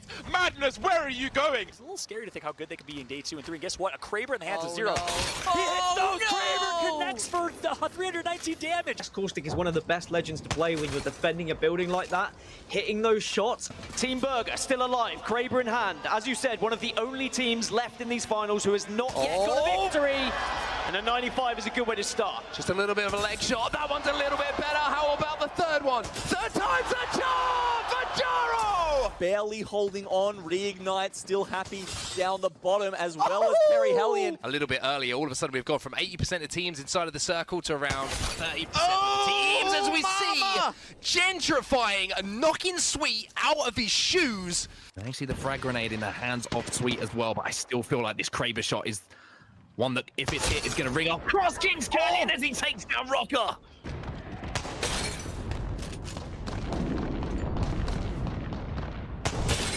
Wow, yeah, and that itself is already kind of job done when it comes to getting the points. They could still go win, though. There's the Kraber knock onto Prize. That could be the opening to the end here for anti-AA. Reignite, although, hang on, Sharky just lost all of his armor instantly as well, so it's not over just yet. Another Kraber shot.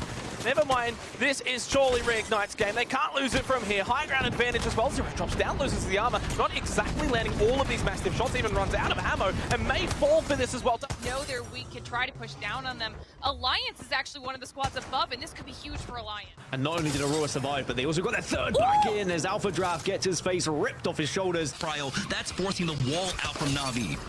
Oh, this catwall's good, but the knock on Matafi is bigger! Cinetic does open things up, he finds the magic bullet, and again, it's a 2v3 now that has just been created by the Kraber. Situation, losing a teammate, but they hightailed it and came back when they started reading the kill feed, knowing they can possibly get back in there. Ooh, the no-scope with the Kraber.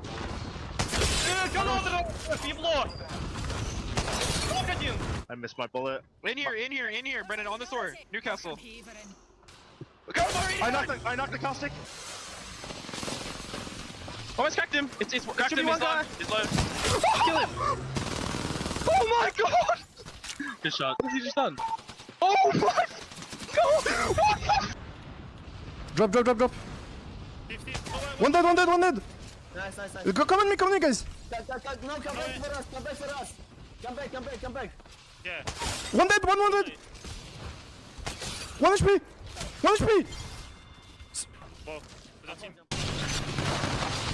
Alright.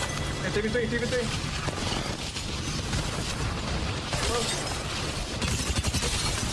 Whoa! Last! No, it's not last. Yes, Crazy. So has Suzuki here as Yuka. Can he hit the Kraber shot? He gets the shield break. The follow-up, and he holds the hot ground. Crack after crack with the Kraber Leica, and Suzuki coming to clean up on aisle 3. Complexity Thanks, there, observers. still a 2, and there you go, your wish is your command, and Complexity now with Monsoon as he's still connecting, still hitting these shots. Catwall's blocking to the right. Does look like it's a 2v2 at this point. Gets the headshot with the Kraber, and they'll push straight through the smoke to try and get this final wipe onto XZ.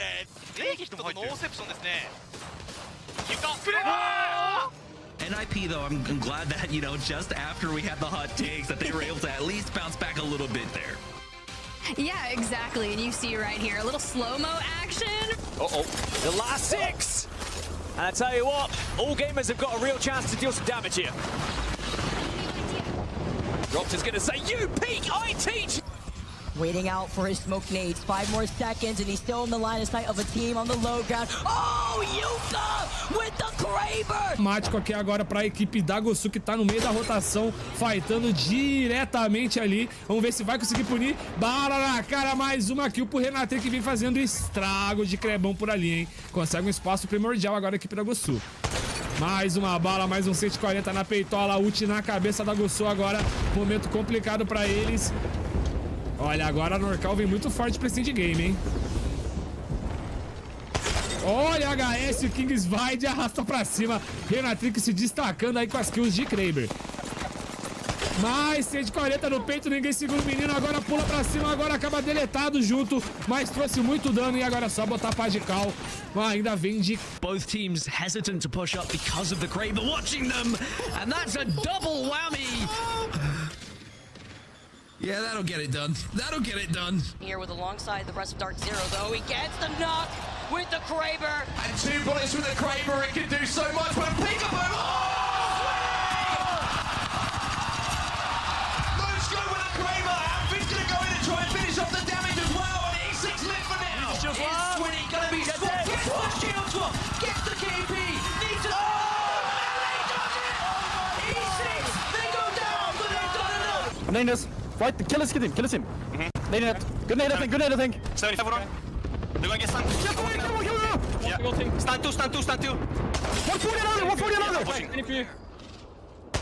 In the back, careful. I'm watching the outside. Don't die. We've seen this before, Dia. Maybe no trick shot here. Nice. Finds a knock on some Charmander. Another one! Gets the crack afterwards. Hasn't actually found the rest of the kills yet, but the fadeaway Kraber shot as well. Playing around that rock are making things so difficult. Kraber shot could change everything, though. And we've got plenty of bullets. Oh no, sweet balls! It's just a Koifel left, and as you said, on the other end of this, both very talented controller players. Koifel heralded last champs as perhaps one of the best in the world. Can Slayer retake that title? Looking from the bottom, he's hiding behind the knockdown shield. Koifel's got an angle. Koifel's got the win!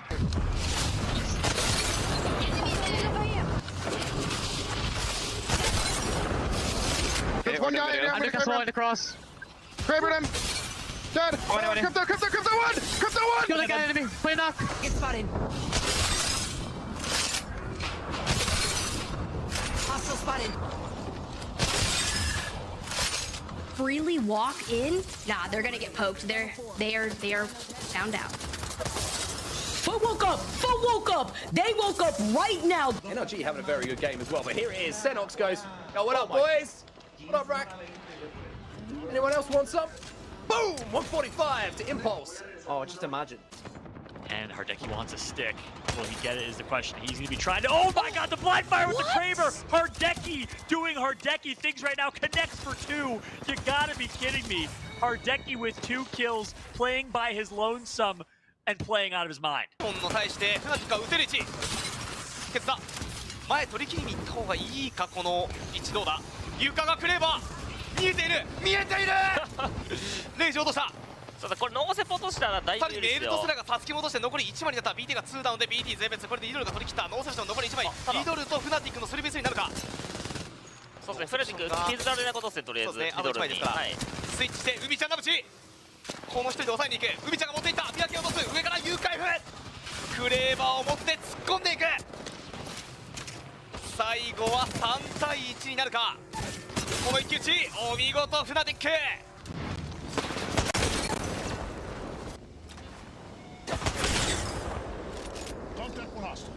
He's literally sitting on it. There's just a trap on it, bro. I'm watching for you. They might swing me. I'm I watching. kicked it twice. Nice. Double kick it with me. They traded. 50, 100. One shot on another. In the queue. I can see. Dead. Look left, CJ. I'm with you, looking left. Look at that guy. Look left. Yeah, they're up there. here. Have to go down. Just go on the heady already. I'm watching right. I'm going. Dead on the left, dead on the back. That's all. Out again, boys. Grab one. Okay, what's to me, look. Yeah. I thought it. Chill. Nice. I'm chilling.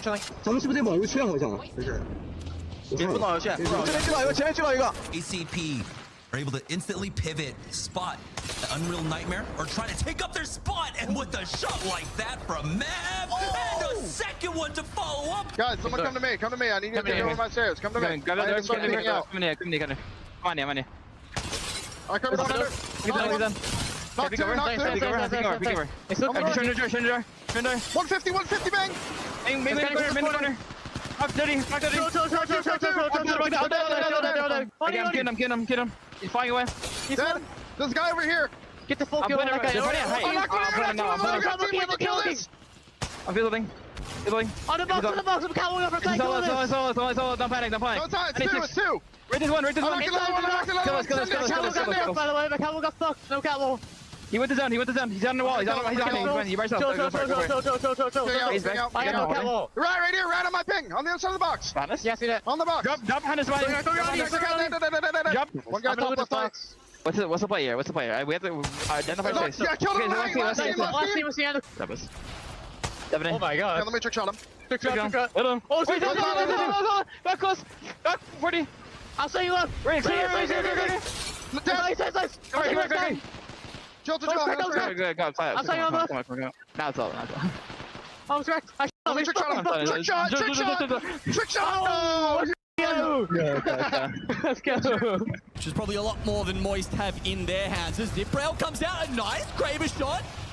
No EMP, follows up. Oh, beautiful. And then the follow-up here, too, from Tyler. Gets another Kraber shot. Hockeys, 3 for 3. Sends out the nade here to clear up the space. Sending out Unlucky to clean up Not Moist. Crazy Kraber shots. He needs to try to get some on a Dreamfire to stop the pressure from the left side. Another great shot from out there, bro. A 120. How you third skis?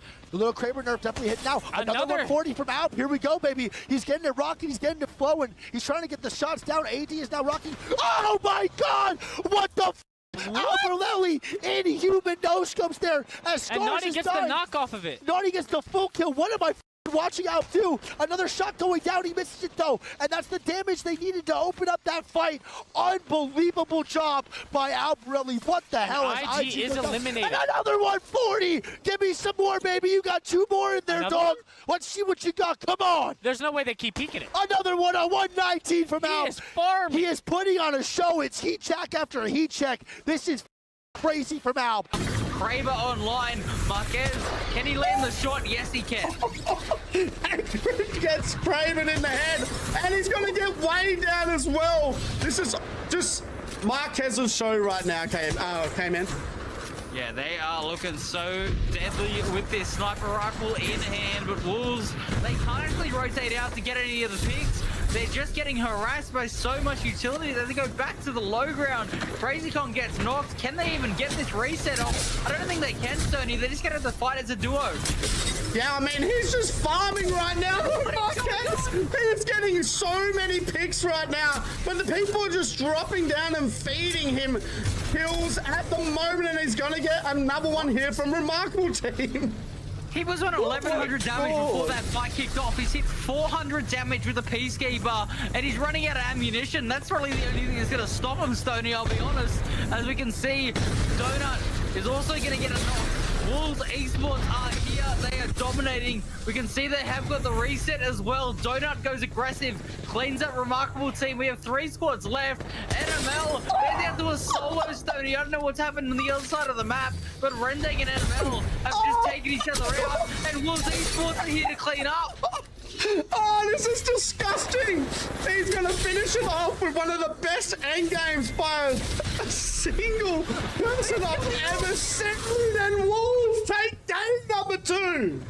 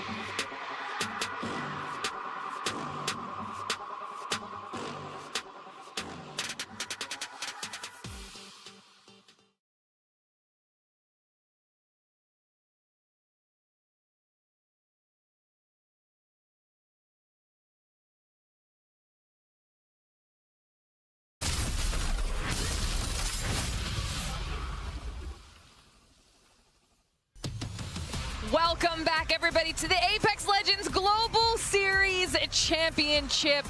We're going to be closing out day 2 of the competition, day 2 of our group stage right now as the competition continues to heat up. All of our teams have been fighting tooth and nail to get a place in the next stage of the competition, and this last series will determine exactly where they will fall. We have been live from Sapporo, Japan this entire time, and it has been absolutely lovely.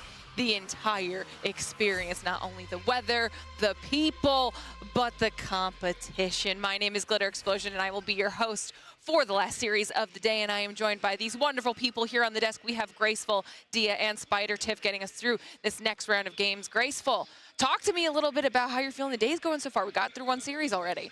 I mean, honestly, we've seen both sides of the coins where the teams that we expected to perform have performed, and other teams that weren't expecting to perform, you know, also did, but some fell short. Yeah. And I think that's a trend we'll keep seeing for the next couple of rounds as well, today and then also tomorrow. But we'll definitely have to keep our eyes out, because now, as we're kind of shuffling the groups a little bit, going into the next stage, people's playstyles will start to mix a little bit. Absolutely. You know, we talk about that a lot when it comes to group stage. Things are very different from now until we get into that bracket side of things. But Dia, we're almost at that bracket portion of the competition, so talk to me a little bit. We are, and Tiff and I were talking about it just this morning when we were on Olympus, but it's strange to say that half of all of our teams that are at this event right now have already completed their group stage. We have the last half sitting behind us right now. 6 games left for these teams to determine whether they are in the upper or lower bracket, which, while it sounds like a small thing, can actually have very large implications on your tournament livelihood. And we've been seeing, now that we've gotten to this point of the competition, Tiff, that everyone has started to pick things up across the board regionally. We're seeing some really impressive things out of our players and our teams. So give me your impressions and your thoughts so far. I've got a lot of them.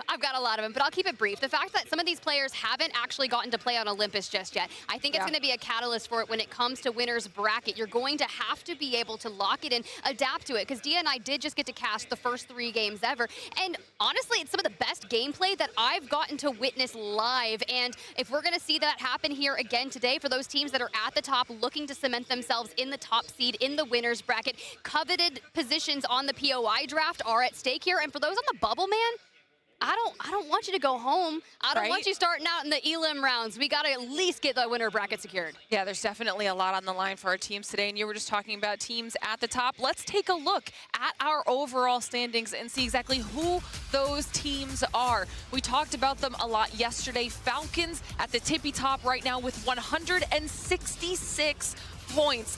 Very comfortable. And for the top 5, Graceful, really very comfortable for these squads, obviously making their way through to that winner side.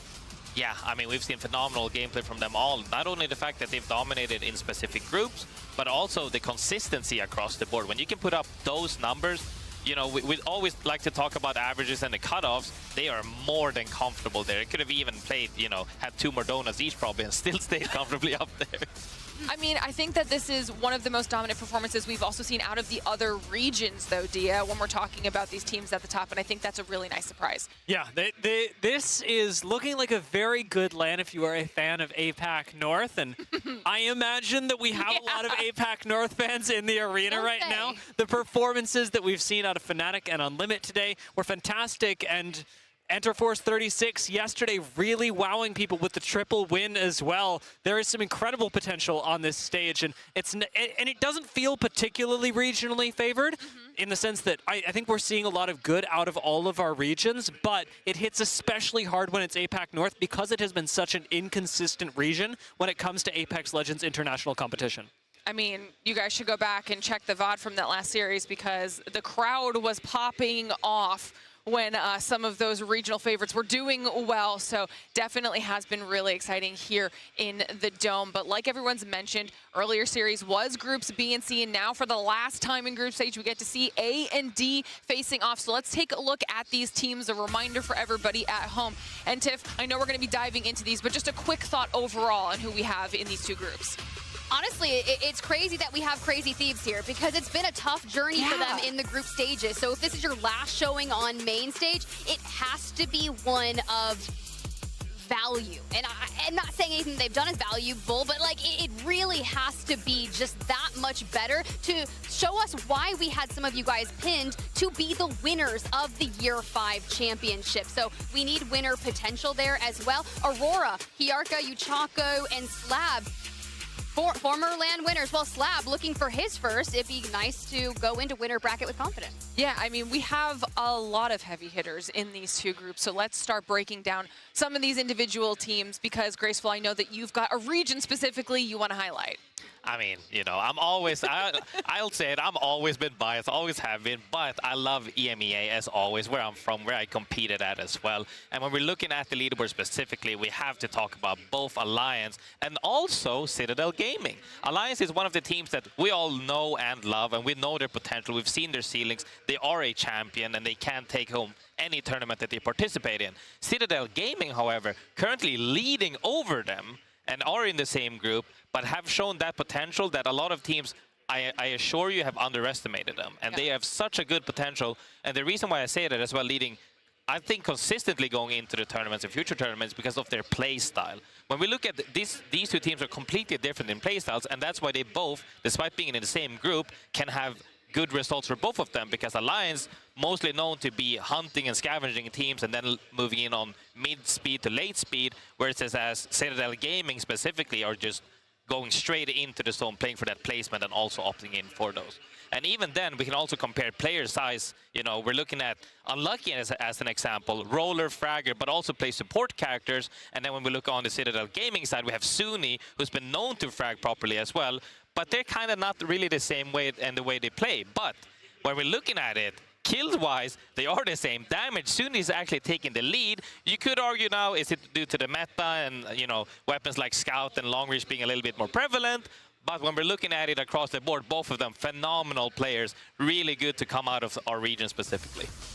Absolutely, and we'll get an opportunity here to see some of these highlight moments from Citadel Gaming, and I love the story that we're getting out of this squad because, like you mentioned, when we come to LAN and it comes to EMEA as a whole, people are always going to be looking at Alliance. That is a burden that they carry, having been at the top for as long as they have been. But now coming into this international LAN, Citadel has absolutely crushed it and almost matched that level of competition, like you're saying, specifically looking at Zuni versus Unlucky, and it's like we're seeing the same reflected back. So I think they've really brought a lot to the table. But if we are going to be giving a little bit of love to Alliance here, specifically Unlucky, we also have a birthday boy in the house.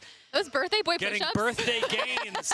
Birthday gains. Birthday gains. You have to, I don't know how old you, oh, the clap? I can do that. I just want to let you know, I could probably do that. He's just showing off now. Now he's just showing off. Happy 21st birthday to Unlucky. I mean, what a way to spend your birthday. What, doing push-ups?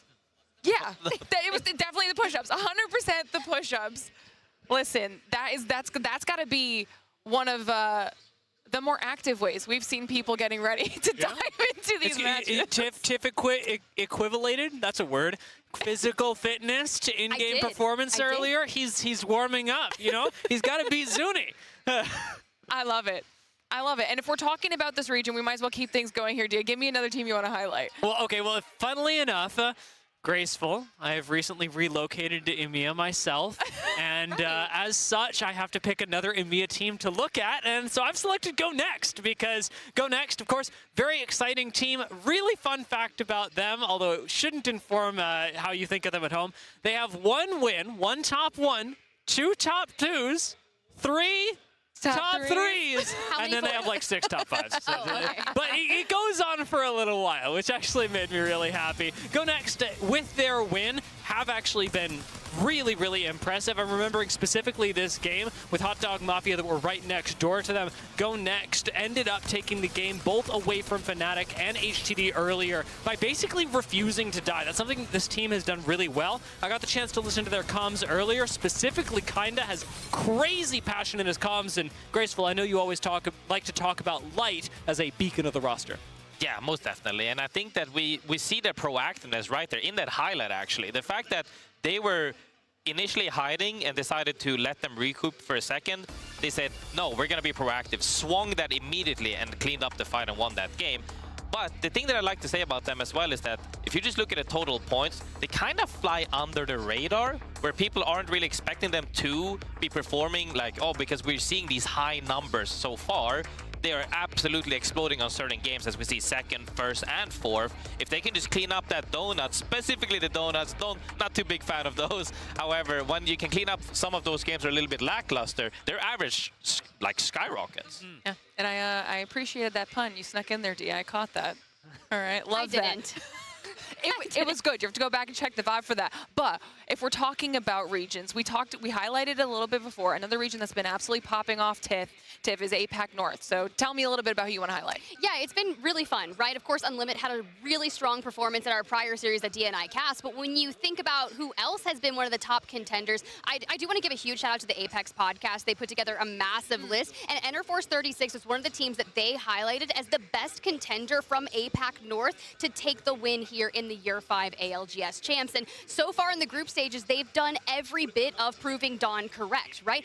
They were at the top of the leaderboard aside from the performance in the top because, well, they weren't in it. So this is their last showing. They're looking to grab the top slot from the Falcons. They're just 33 points away from being able to grab that. So Synap, ILY, Juzna, look, we're going to get to see what they can do on Olympus. We know they're already having an insane amount of prowess on the maps that we have the most confident from, but they have the highest average placement of any team that has played in the group stages. 5.9. Dia was talking about how many touted first places his team had. Well, you know, they've won 4 games. They've gotten second 4 times. They have 7 top 5 finishes, and it is just an insane amount because in terms of kills, they've got 63. Their placement points are 70. They're consistent across the board. They're going to do great things here if they can continue that momentum. Just a fun little thing specifically with that series to really put it into perspective. This did happen over on the B stream, but the 3 out of 6 wins is crazy for Enterforce 36. In the regular season, we give out bonus points for that. We obviously don't on LAN, but it is in a balanced game. If you are playing, you know, one opponent versus another, you should be getting about a 50% win rate if you're both equally skilled. In Apex, you should have a 5% win rate if everyone is equally skilled, and they're 10xing that by incredible margins. So really keep your eyes on Enterforce 36 if you haven't already. Yeah, that consistency is something we are constantly talking about when it comes to Apex Legends, so it's definitely something to be keeping your eyes on. But we also want to see who's consistent when it comes to our talent predictions, because that's what we're going to be looking at next. Let's see how everyone is doing when it comes to points, I feel like there was a little bit of a lull with some of our selections based off of the performances of maybe some of the squads that people were hoping were doing well. And I have noticed that we've all started picking some similar choices, which also means that we're not going to be getting some big differences in the points, Deanna. I can see that you're a little bit disappointed in that. I am, and I mentioned this on broadcast earlier today. I picked Falcons before it was cool. I did all of my predictions before we started, and I said, okay, here's what's going to happen. First day, Falcons, they're not going to have a good day. Then everyone's going to pick Falcons that day, and they're not going to do it the second day because they're going to go, oh, Falcons, they're not that good anymore. So I thought it was going to happen, and I was going to be alone, but I wasn't alone. Everybody picked Falcons because they dropped like 100 banger on the first day, and now I'm out of luck. That's just sometimes how the cookie crumbles as we get to see where everybody is. Vicky doing really well, and she decided to go with the legacy pick for this next series of matches. Quite a bit of us choosing Alliance. Dan with the Citadel Gaming after we just got a lot of love from them out of Graceful as well. And Dia, you have a Sentinels. I think Sentinels are going to do really well in this LAN. I know that we haven't seen a top performance from them just yet. We haven't even talked about them on broadcast just yet because of that very same thing. They haven't really been performing very highly, but I think the roster should be hitting their peak right around now. Crossing my fingers, maybe it's Elim stage. We'll see. I love that. We got some more Alliance love on here as well. Lace coming through with that Enter Force 36. She was following your footsteps from yesterday, Tiff. I mean, look, that's how I took the lead yesterday, and I'm sure she's looking to make a crazy pull. Snipe down, though. If this is the day we talked about at the very top, if Crazy Thieves pop off, he could take the lead. Yeah, well, right now, Tiff is crushing everybody. Okay, so Tiff is up top because of Enter Force 36 and the faith you have in them. Yeah. So shout out to Tiff and, of course, Enter Force as well.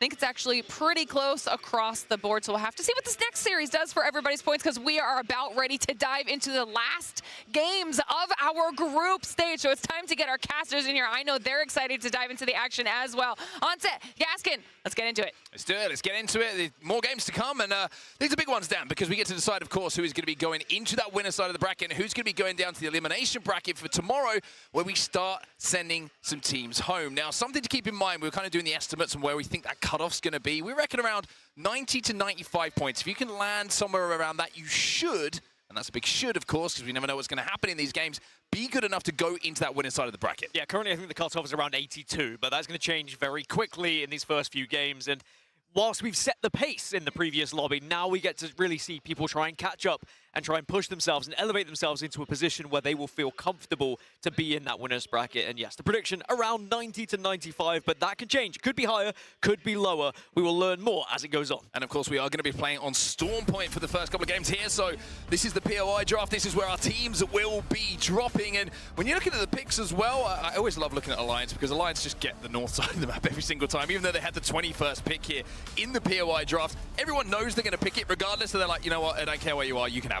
It's not worth taking the fight, but maybe Team Mango will have a little look-see every now and then if there's any sort of contesting that happens up there from any rotations on that northern side. But otherwise, VK Gaming at Mill, NIP at Lightning Rod, Crazy Thieves at Cenote. Will this be the day we see Crazy Thieves actually show up? Because they haven't really showed their potential thus far. They need a big day here today if they want to get into that winner's bracket. They certainly do need to show something like the form we saw in the international scrims in the build-up to this. A lot of hype about Crazy Thieves and their performance, but it's been lackluster so far.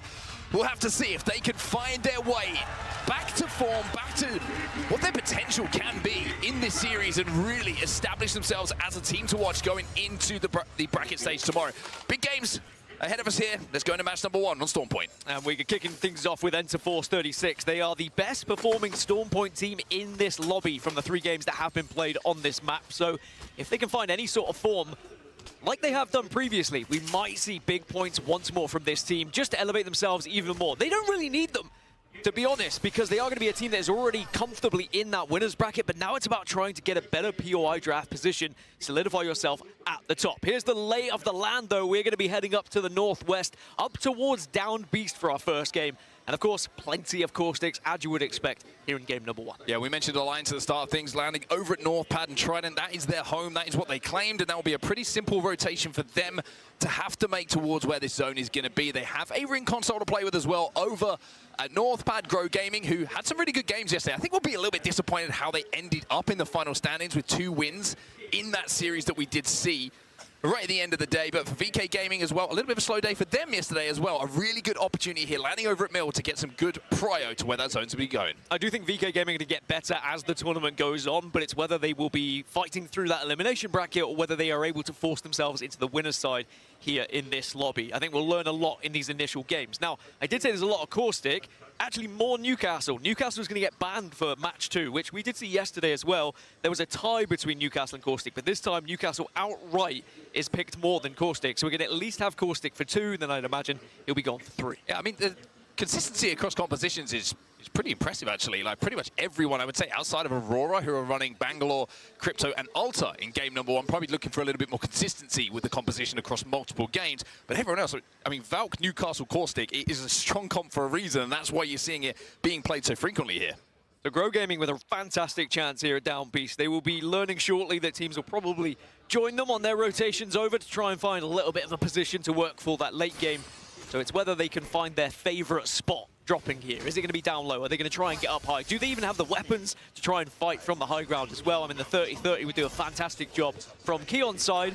And on average, they are getting 5.7 points per match on Storm Point, our Grow Gaming. So it hasn't been amazing for them. It's been pretty bang average. They'll probably be looking to try and find a little bit more points here and there, averaging on each game if they want to find themselves at the top of the leaderboard. Yeah, looking across the games yesterday for Grow Gaming, it felt like it was either a win or a little bit of a dud game. There was no kind of in-between. The consistency in the so-called bad games was a little bit worrying where they weren't able to put a few points on the board. But elsewhere, as we take our attention away from Grow Gaming and where they're set up, where that end game is going to be, we've got SBI Esports on our screen, and they're taking a little bit of a fight. EMP's going in, and Egoist is taking some damage. It's going to be Aurora on the other side. Yushaku's taking a lot as well, and now it's going to be actually advantage SBI Real question is, can you actually capitalize on this one? Because Aurora were in and they were out very quickly. Certainly were indeed. No knocks as yet.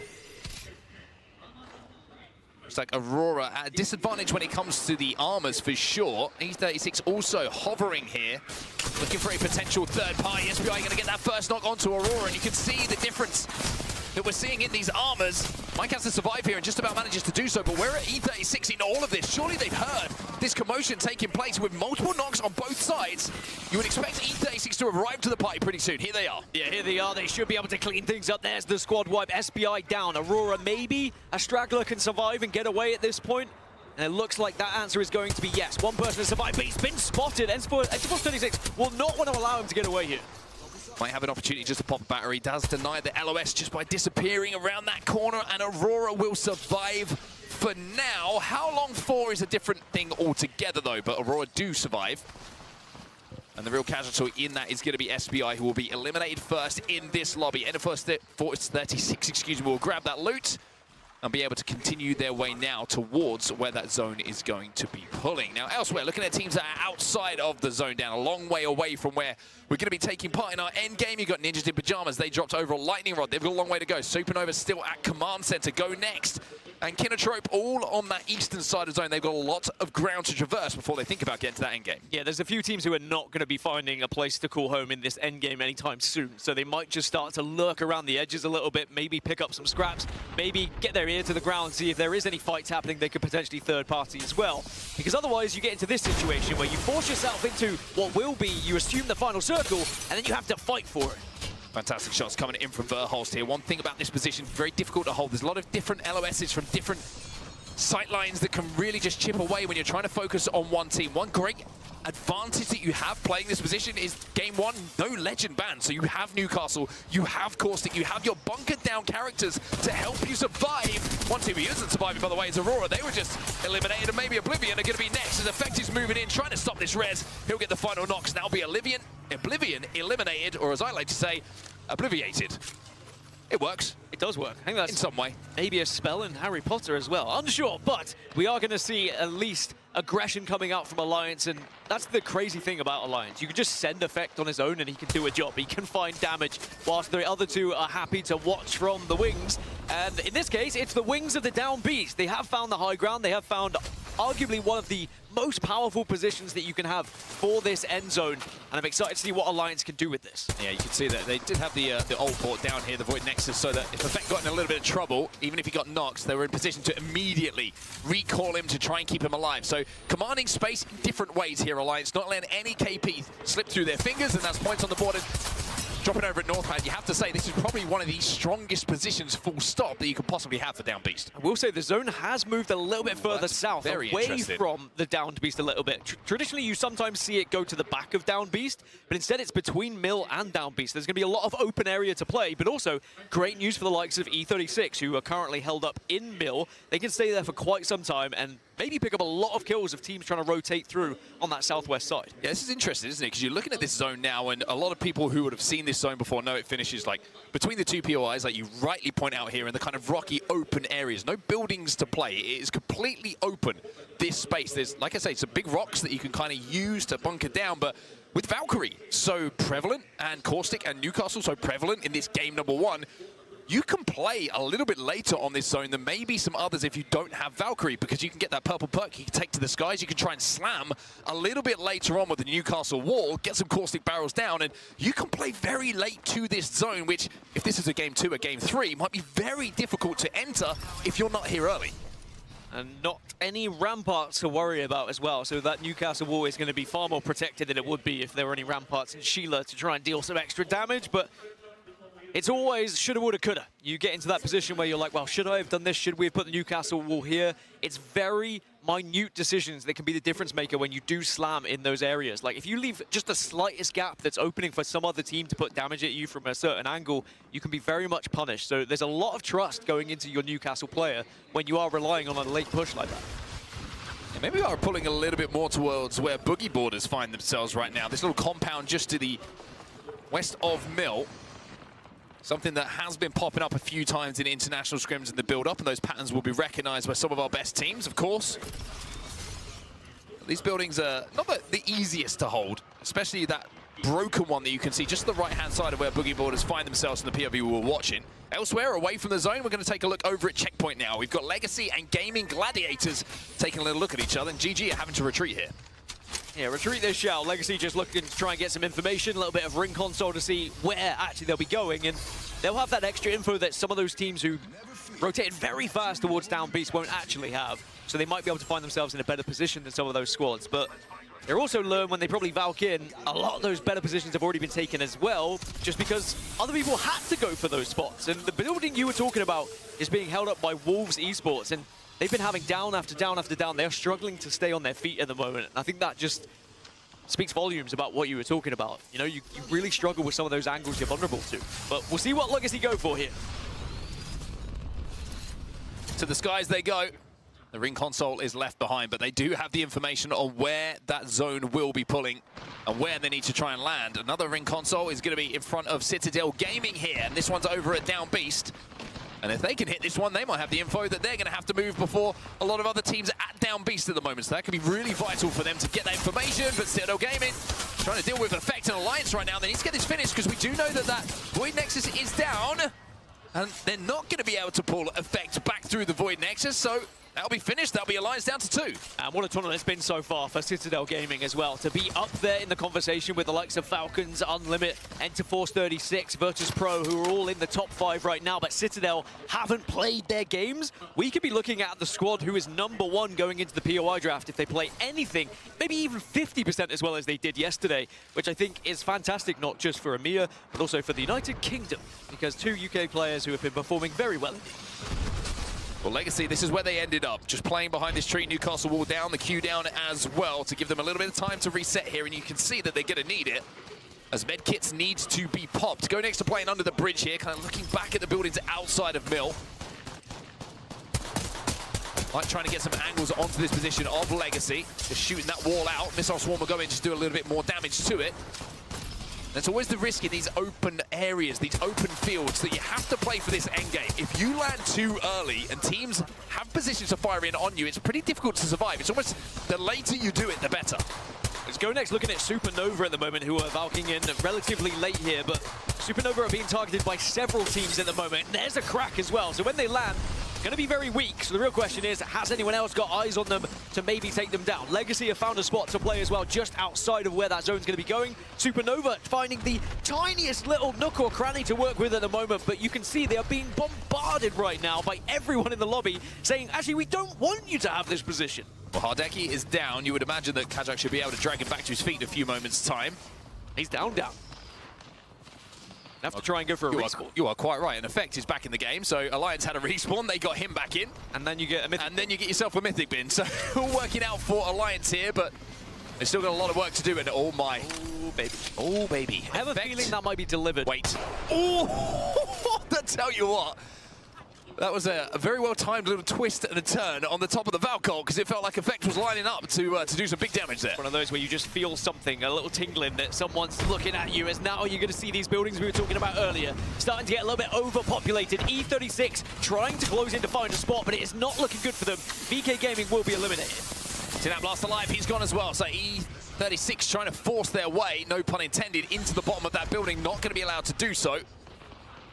As you can see, Supernova still just trying to exist, trying to survive, and trying to get Hardeki back in the game with the res here. Kajak's going to get a Newcastle wall down on the Newcastle, and it looks like they are going to be able to stick and get Hardeki back into the game. So they'll be able to play this one out as a 3, just outside of the zone, but able to walk in a few moments' time. And the thing is, Supernova might be able to pick people off approaching them if they can survive, because suddenly all the eyes that were trained on them will be focusing on making their own rotations rather than trying to take them down. They just need to survive for the next 30 seconds as people start to approach them.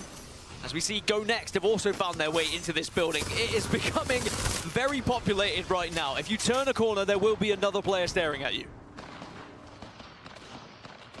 Supernova just trying to survive, still firing back and forth with Legacy. It's a little bit of a shooting range between the two. Alliance and Citadel Gaming over at Down Beast, though. They're having a fight, and what a fight this might be. Two of the teams who have been stacking up points on day number 1 here in Sapporo. Now going hammer and tong in this fight. The swing comes out.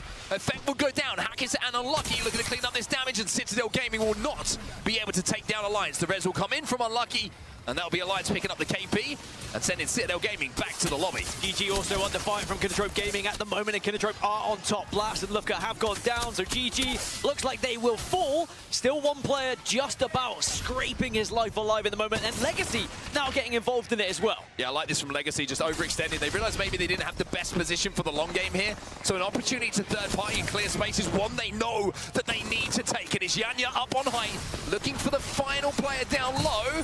Gotta be a little bit careful here. Kinotrope Gaming will go down though, and Legacy will stay healthy enough now to reset. Interestingly, GG's still alive. Aku was able to escape and get away from things, so if there's a respawn beacon, potentially a chance for GG to reset here, but it's going to be difficult because Zone is going to start to close now and force some of these teams into this western side of the map. You can see Sentinels are just kind of waiting and biding their time because Grow Gaming are ahead of them, and they have to really go up and over them potentially, but it's not going to be easy. Yeah, I was just trying to check there if Valkyrie player had purple shields to have the purple perk to get up into the skies as quickly as possible. It's always a risk if you don't. Alliance now looking to force their way, and let's jump into the comms here with Alliance and see how they try and fight through the carnage in front of them. Look left on Q. I'm standing with her. Watch your back. This as well.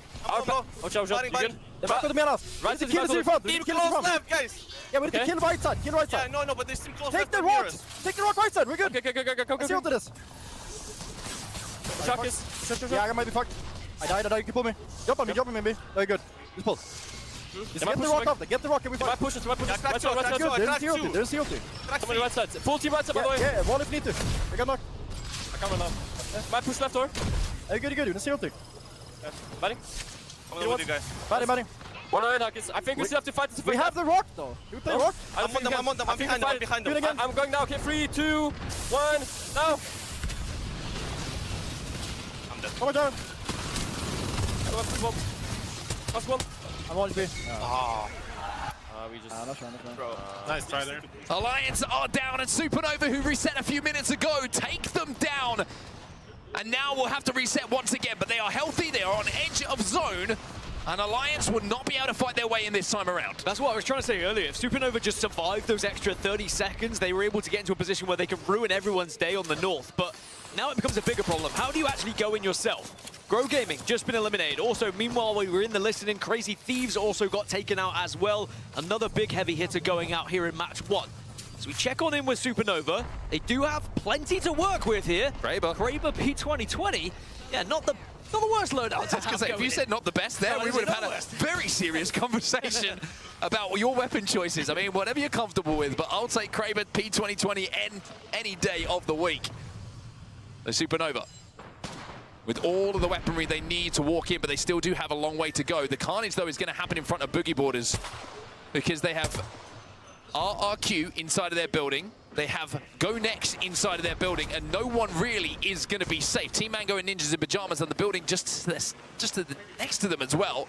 They all have to leave. Everyone has to leave to get to this zone. I think 10 teams now approaching the final circle. Supernova, the benefit they have is everyone else is on the south. As long as they can just stray away from the attention of Sentinels and Wolves or deal enough damage just to push them back, they might be able to survive here and wrap the north side a little bit, but they have such little coverage. A lot of it's going to come down to Kazakh getting that Newcastle wall down in zone sooner rather than later. I wonder if they're going to Valkyrie as well. They might have the opportunity to do so. They got the purple perk. They can get up into the skies, and that's exactly what they are going to do here. They take to the skies as everybody else tries to do the same. Everybody is trying to slam a spot in zone here, and teams are just stacking up on top of each other, Dan. Keep an eye on that kill feed. It's about to explode, as are all of the utility grenades that are going to be thrown at these teams that are arriving in the moment. Sentinels don't really know where to look, and at the moment they're focusing north up towards Supernova. Legacy will be eliminated in 10th.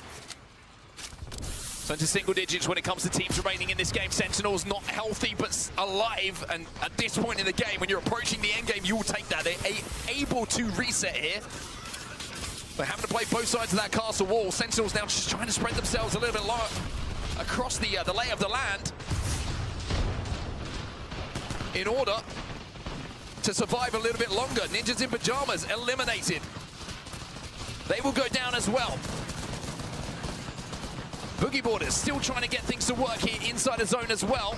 Couple of kills going their way, up from this high ground. They're probably thinking, can we play this one late? Can we wait for teams to expose themselves, pick up those KP, and then try and move in? Team Mango will be the next to fall. 7 squads remain. 7 squads left in the final circle. Make it 6. I was going to say, the dust has to settle at some point. You really need to kind of weed out the weaker teams who are not in a position to actually play this final zone.